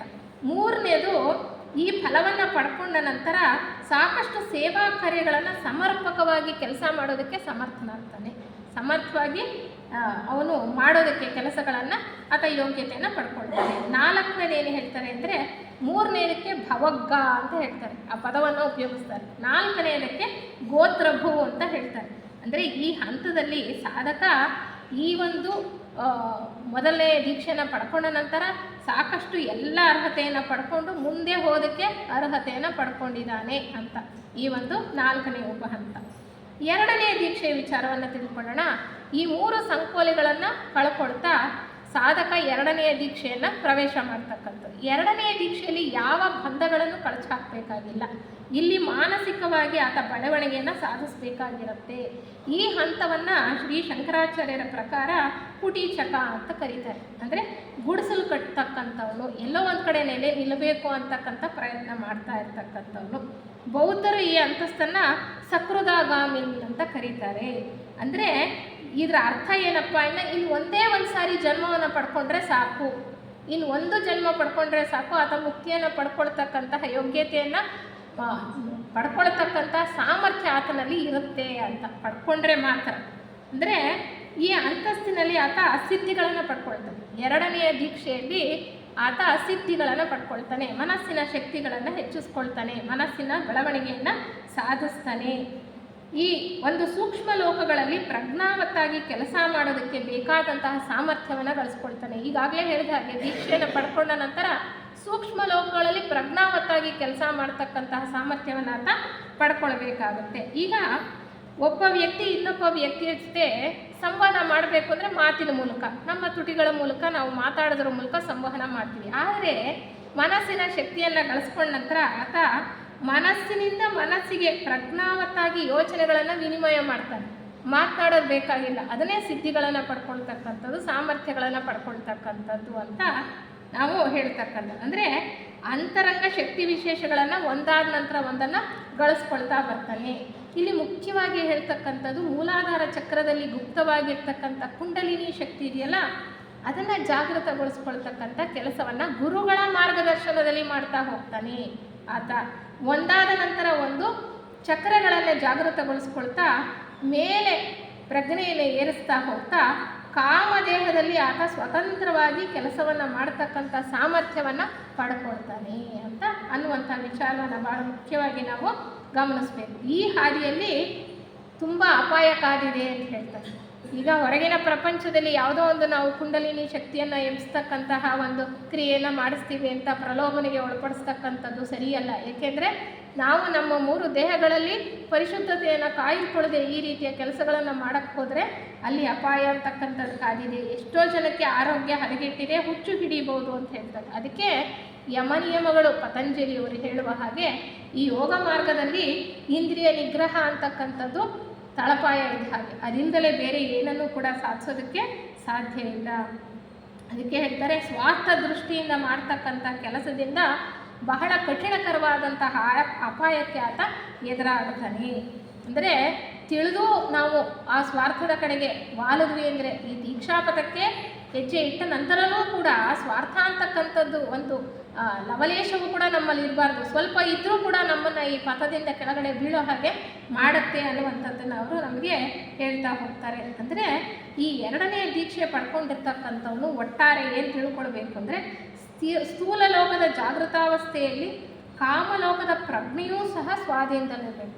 ಆತ ಸ್ಥೂಲ ಲೋಕದಲ್ಲಿ ಇರ್ತಾನೆ, ಈ ಸ್ಥೂಲ ಲೋಕದ ಪ್ರಜ್ಞೆ ಇಲ್ಲಿ ಜಾಗೃತಾವಸ್ಥೆಯಲ್ಲಿ ಇರ್ತಾನೆ. ಆದರೆ ಕಾಮಲೋಕದ ಪ್ರಜ್ಞೆಯನ್ನು ಕೆಲಸ ಮಾಡ್ತಕ್ಕಂಥ ಸಾಮರ್ಥ್ಯವನ್ನು ಪಡ್ಕೊಂಡಿರ್ತಾನೆ, ಪ್ರಜ್ಞಾವತ್ತಾಗಿ ಕೆಲಸ ಮಾಡ್ತಕ್ಕಂಥ ಸಾಮರ್ಥ್ಯವನ್ನು ಪಡ್ಕೊಂಡಿರ್ತಾನೆ. ಅದಕ್ಕೂ ಅಂದರೆ ಆತ ನಿದ್ರಾ ಕಾಲದಲ್ಲಿ ಅದಕ್ಕಿಂತ ಮುಂದುವರಿದ ಆ ಮನೋಲೋಕದ ಪ್ರಜ್ಞೆಗೂ ಕೂಡ, ಮನೋಲೋಕಕ್ಕೂ ಕೂಡ ತನ್ನ ಪ್ರಜ್ಞೆಯನ್ನು ಏರಿಸ್ತಕ್ಕಂಥ ಕೆಲಸವನ್ನು ಮಾಡ್ತಾನೆ. ಯಾರು ಎರಡನೇ ದೀಕ್ಷೆಯನ್ನು ಪಡ್ಕೊಂಡಿರ್ತಾವನು ಇಷ್ಟು ಶಕ್ತಿ ಸಾಮರ್ಥ್ಯವನ್ನು ಬಳಸ್ಕೊಳ್ತಾ ಮುಂದುವರಿತಾ ಇರ್ತಾನೆ. ಬೆಸೆಂಟ್ರು ಒಂದು ಕಡೆ ಹೇಳ್ತಾರೆ, ಮೂರನೆಯ ದೀಕ್ಷೆಯನ್ನು ಹೊಂದೋದಕ್ಕೆ ಮುಂಚೆ ಈ ಎರಡನೇ ದೀಕ್ಷೆಯನ್ನು ಪಡ್ಕೊಂಡಿರ್ತಕ್ಕಂಥವನು ತನ್ನ ಅಂತಸ್ಫೂರ್ತಿಯನ್ನು ಅಂದರೆ ಬುದ್ಧಿ ಪ್ರಜ್ಞೆಯಲ್ಲಿ ಬರ್ತಕ್ಕಂಥ ಸ್ಫೂರ್ತಿಯನ್ನು ಸ್ಥೂಲ ಮೆದುಳಿನ ಪ್ರಜ್ಞಾಮಟ್ಟಕ್ಕೆ ಇಳಿಸಿ, ಸ್ಥೂಲ ಮೆದುಳಿನ ಜಾಗೃತಾವಸ್ಥೆಯ ಪ್ರಜ್ಞಾಮಟ್ಟಕ್ಕೆ ಇಳಿಸಿ ತನ್ನ ಪ್ರತಿಯೊಂದು ವ್ಯವಹಾರದಲ್ಲೂ ಕೂಡ ಅದು ತನ್ನನ್ನು ಮುನ್ನಡೆಸಬೇಕು. ಯಾವುದದು ಪ್ರಜ್ಞೆ? ಏಕತೆಯ ಪ್ರಜ್ಞೆ ಅಲ್ವಾ? ಆ ಪ್ರಜ್ಞೆ ಸ್ಥೂಲ ಲೋಕದ ಪ್ರತಿಯೊಂದು ನಮ್ಮ ಕೆಲಸ ಕಾರ್ಯಗಳಲ್ಲೂ ಕೂಡ ನಮ್ಮನ್ನು ಮುಂದುವರಿಸ್ಕೊಂಡು ಹೋಗ್ತಕ್ಕಂತಹ ಒಂದು ಸಾಮರ್ಥ್ಯವನ್ನು ಆತ ಗಳಿಸ್ಕೊಂಡಿರಬೇಕು ಅಂತ ಮುಂದುವರಿತಾ ಮೂರನೇ ದೀಕ್ಷೆ ಬಗ್ಗೆ ತಿಳ್ಕೊಳ್ಳೋದಾದರೆ ಶಂಕರಾಚಾರ್ಯರು ಹೇಳ್ತಾರೆ ಇದನ್ನು ಹಂಸ, ಈ ದೀಕ್ಷೆಯನ್ನು ಏನಂತ ಕರೀತಾರೆ? ಹಂಸ ಅಂತ ಹೇಳ್ತಾರೆ. ಬೌದ್ಧ ಸಂಪ್ರದಾಯದಲ್ಲಿ ಇದನ್ನು ಅನಾಗಮಿನ್ ಅಂತ ಹೇಳ್ತಕ್ಕಂಥ, ಅಂದರೆ ಮತ್ತೆ ಜನ್ಮ ಎತ್ತತಕ್ಕಂಥ ಅಗತ್ಯ ಇಲ್ಲ. ಅಂದರೆ ಮೂರನೇ ದೀಕ್ಷೆಯನ್ನು ಪಡ್ಕೊಂಡ ನಂತರ ಅದೇ ಜನ್ಮ ಕಾಲದಲ್ಲೇ ತಾನು ಜೀವನ್ಮುಕ್ತನಾಗತಕ್ಕಂತಹ ಒಂದು ಅವಕಾಶಗಳಿದೆ. ಆತನ ಸಾಮರ್ಥ್ಯ ಸಾಧನೆಗೆ ಅನುಗುಣವಾಗಿ ಅಂತಕ್ಕಂಥದ್ದನ್ನು ನಾವು ತಿಳ್ಕೊಳ್ಬೇಕಾಗತ್ತೆ. ಅಂದರೆ ಹಂಸ ಅಂದರೆ ಏನಪ್ಪ ಅಂತ ನಾವು ಅರ್ಥ ತಿಳ್ಕೊಳ್ಳೋದಾದರೆ, ಜ್ಞಾನಿ ಭ್ರಾಂತಿಮಯವಾದ ಈ ಪ್ರಪಂಚದಲ್ಲಿ ಅಡಗಿರ್ತಕ್ಕಂಥ ಸತ್ಯವನ್ನು ಭೇದಿಸಿ ಪ್ರತ್ಯೇಕಿಸಬಲ್ಲ. ಹಂಸ ಕ್ಷೀರನಯ ಅಂತ ಹೇಳ್ತೀವಲ್ಲ, ಹಾಲು ಮತ್ತು ನೀರನ್ನು ಹೇಗೆ ಪ್ರತ್ಯೇಕಿಸಿ ನೋಡ್ತಾನೆ, ಅದೇ ರೀತಿ ಈ ಭ್ರಾಂತಿಮಯವಾದಂತಹ ಪ್ರಪಂಚದಲ್ಲಿ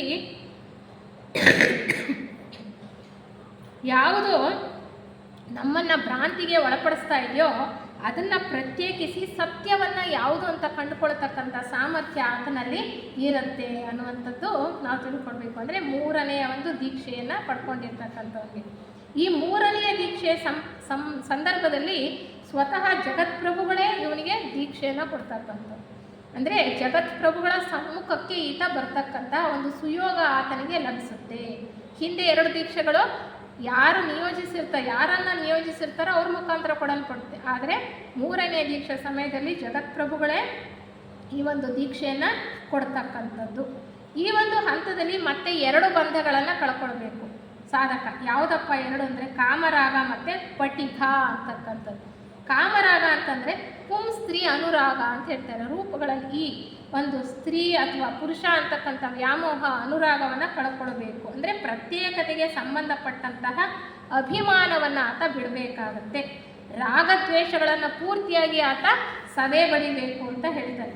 ಆಧ್ಯಾತ್ಮಿಕ ಆಸೆಗಳು ಕೂಡ ಆತನಲ್ಲಿ ಹುಟ್ಟಬಾರ್ದು. ಕಾಮರಾಗ ಅಂದರೆ ಆತನಿಗೆ ಆಧ್ಯಾತ್ಮಿಕ ಆಸೆಗಳು, ನಾನು ಉನ್ನತಿಯನ್ನು ಪಡ್ಕೊಳ್ಬೇಕು, ಆಧ್ಯಾತ್ಮ ಪಥದಲ್ಲಿ ಮುಂದುವರಿಬೇಕು, ತಾನು ಮೋಕ್ಷವನ್ನು ಗಳಿಸ್ಕೊಳ್ಬೇಕು, ಜೀವನ್ಮುಕ್ತ ಸ್ಥಿತಿಯನ್ನು, ಉನ್ನತ ಆಸೆಗಳು ಕೂಡ ಇರಬಾರ್ದು. ಆತ ಸ್ಥಿತಪ್ರಜ್ಞನ ಹಾಗೆ ಕೆಲಸ ಮಾಡ್ತಕ್ಕಂತಹ ಒಂದು ಸಾಮರ್ಥ್ಯವನ್ನು ಪಡ್ಕೊಂಡಿರಬೇಕಾಗತ್ತೆ ಅಂತ ಅವರು ಹೇಳ್ತಾರೆ.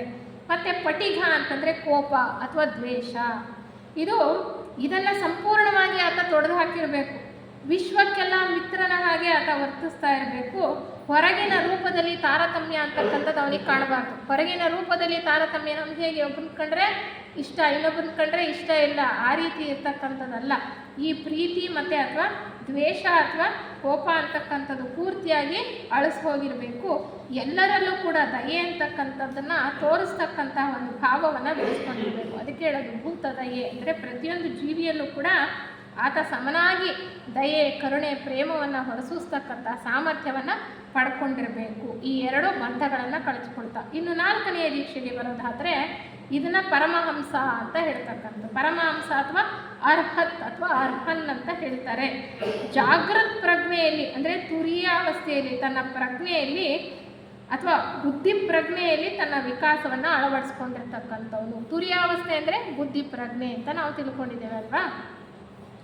ಅಲ್ಲಿಯ ಮಟ್ಟಕ್ಕೆ ತನ್ನ ಪ್ರಜ್ಞೆಯನ್ನು ವಿಸ್ತರಿಸ್ಕೊಳ್ತಾ ಹೋಗಿರ್ತಕ್ಕಂಥವನು. ಪರಮಹಂಸ ಅಂದರೆ ಬಹಳ ಉನ್ನತವಾದಂತಹ ಮಟ್ಟವನ್ನು ಸಾಧಿಸಿರ್ತಕ್ಕಂಥವನು ಅಂತ ಇಲ್ಲಿ ಹೇಳ್ತಕ್ಕಂಥದ್ದು. ಬುದ್ಧಿ ಪ್ರಜ್ಞೆಯಲ್ಲಿ ಸ್ಥಿರವಾಗಿ ನೆಲೆಸ್ತಕ್ಕಂತಹ ಒಂದು ಸಾಮರ್ಥ್ಯವನ್ನು ಗಳಿಸ್ಕೊಂಡಿರಬೇಕು. ಸದಾಕಾಲ ಆ ಪ್ರಜ್ಞೆಯಲ್ಲಿ ಇದ್ದು ಆ ಏಕತೆಯ ಒಂದು ಪ್ರಜ್ಞೆಯಲ್ಲಿ ಕೆಲಸವನ್ನು ಮಾಡ್ತಕ್ಕಂತಹ ಒಂದು ಸಾಮರ್ಥ್ಯವನ್ನು ಗಳಿಸ್ಕೊಂಡಿರ್ತಕ್ಕಂಥದ್ದು.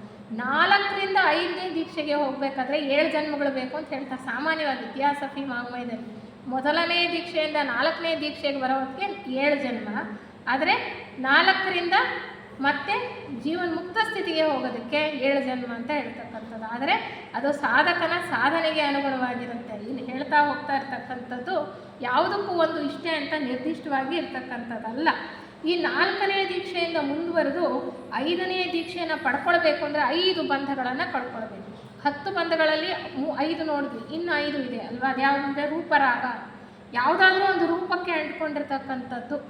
ಅದು ಯಾವುದೇ ಆಗಿರ್ಬೋದು, ವಸ್ತು, ವಿಷಯ, ವ್ಯಕ್ತಿ ಯಾವುದಾದ್ರೂ ಅಷ್ಟೇ. ಅಥವಾ ಒಂದು ಲೋಕ, ಸ್ವರ್ಗಲೋಕ ಬೇಕು ಅಂತ ಅದಕ್ಕೆ ಅಂಟ್ಕೊಂಡು ಯಾವುದೂ ಇಲ್ಲ. ಆ ಒಂದು ರೂಪರಾಗವನ್ನು ಸಂಪೂರ್ಣವಾಗಿ ತ್ಯಜಿಸಿರಬೇಕು. ಅರೂಪರಾಗ ಅಂದರೆ ರೂಪವಿಲ್ಲದ ಸ್ಥಿತಿ, ಸಾಕಾರ ಅಲ್ಲ, ನಿರಾಕಾರ ಸ್ಥಿತಿಯಲ್ಲೂ ಕೂಡ ನಾನು ಯಾವಾಗಲೂ ಇರ್ತೀನಿ, ಅಲ್ಲಿ ಇರಬೇಕು ಅನ್ನೋ ಇಚ್ಛೆನೂ ಇಲ್ಲ. ಎಲ್ಲ ಇಚ್ಛೆಯನ್ನು ಮೀರಿ ಆತ ಸ್ಥಿತಪ್ರಜ್ಞ ಸ್ಥಿತಿಗೆ ಏರಬೇಕಾಗಿರ್ತಕ್ಕಂಥದ್ದು. ಇನ್ನು ಮೂರನೇದು ಹೇಳ್ತಾರೆ ಮಾನೋ. ಮಾನೋ ಅಂದರೆ ಅಹಂಕಾರ ಅಥವಾ ಗರ್ವ, ನಾನೇ ಶ್ರೇಷ್ಠ, ನಾನೇ ಎಲ್ರಿಗಿಂತ ಚೆನ್ನಾಗಿ ತಿಳ್ಕೊಂಡಿರ್ತಕ್ಕಂಥವನು, ಆಧ್ಯಾತ್ಮಿಕ ಅಹಂಭಾವ ಅಂತ ಹೇಳ್ತಾರೆ. ಮೌನವಾಣಿನಲ್ಲೂ ಕೂಡ ಇದನ್ನು ಭಾಳ ಚೆನ್ನಾಗಿ ಹೇಳ್ತಾರೆ. ಆಧ್ಯಾತ್ಮಿಕ ಅಹಂಭಾವ ಅಂತಕ್ಕಂಥದ್ದು ಹೋಗೋ ತನಕ ನಾವು ಜೀವನ್ಮುಕ್ತ ಸ್ಥಿತಿಯನ್ನು ಪಡ್ಕೊಳ್ಳೋದಕ್ಕೆ ಸಾಧ್ಯವಿಲ್ಲ. ನಾನು ಅಂತಕ್ಕಂಥದ್ದು ಪೂರ್ತಿಯಾಗಿ ಅಳಿಸೋಗಿರಬೇಕು. ನಾನು ಅನ್ನೋ ಭಾವ ಅಲ್ಲಿ ಲವಲೇಶವೂ ಕೂಡ ಇರಬಾರ್ದು ಅಂತ ಹೇಳ್ತಾರೆ. ಇನ್ನು ನಾಲ್ಕನೇದು ಉದ್ದಚ್ಚ. ಉದ್ದಚ್ಚ ಅಂದರೆ ಮುಂಗೋಪ. ಕೆಲವು ಮುಂಗೋಪ ಇರ್ತಕ್ಕಂಥದ್ದು, ಸಣ್ಣ ಸಣ್ಣ ಪುಟ್ಟ ವಿಚಾರಗಳಿಗೆ ತಕ್ಷಣ ಕೋಪ ಬರ್ತಕ್ಕಂಥದ್ದು ಏನು ಮುಂಗೋಪ ಅಂತ ಹೇಳ್ತೀವಿ. ಆದರೆ ಮುಂದಿನ ಕ್ಷಣದಲ್ಲೇ ಆ ಕೋಪ ಹೋಗ್ಬಿಟ್ಟಿರುತ್ತೆ, ಅದು ಇರೋದಿಲ್ಲ, ಒಂದೇ ಕ್ಷಣ ಇರ್ತಕ್ಕಂಥದ್ದು, ಅದಕ್ಕೆ ಮುಂಗೋಪ ಅನ್ನೋದು. ಅದು ಕೂಡ ಇರಬಾರ್ದು. ಯಾವುದೇ ಒಂದು ಸಣ್ಣ ಪುಟ್ಟ ವಿಷಯಗಳಿಗೂ ಕೂಡ ಆತ ಸಮಾಧಾನವನ್ನು ಕಳ್ಕೊಳ್ಳದೆ ಇರ್ತಕ್ಕಂತಹ ಸ್ಥಿತಿಯಲ್ಲಿ ಆತ ಸಾಮರ್ಥ್ಯವನ್ನು ಗಳಿಸ್ಕೊಂಡಿರ್ಬೇಕು. ಹಾಗೆ ಅವಿದ್ಯೆ. ಅವಿದ್ಯೆ ಅಂದರೆ ಅಜ್ಞಾನದ ತೆಳುವಾದ ಪೊರೆ ಕೂಡ ಕಳ್ಸ್ಕೊಂಡಿರ್ಬೇಕು. ಅಜ್ಞಾನದ ಪೊರೆ ಯಾವುದು? ನಾನು ನಾನು ಅನ್ನೋ ಇದೆಯಲ್ಲ ಅಹಂಭಾವ, ಅದು ಕೂಡ ಪೂರ್ತಿಯಾಗಿ ಹೊರಟು ಹೋಗಿರಬೇಕು. ಆ ಪೊರೆ ಕೂಡ ಕಳ್ಸ್ಕೊಂಡ್ರೆ ಮಾತ್ರ ಆತ ಜೀವನ್ಮುಕ್ತ ಸ್ಥಿತಿಗೆ ಏರೋದಕ್ಕೆ ಸಾಧ್ಯ ಅಂತ.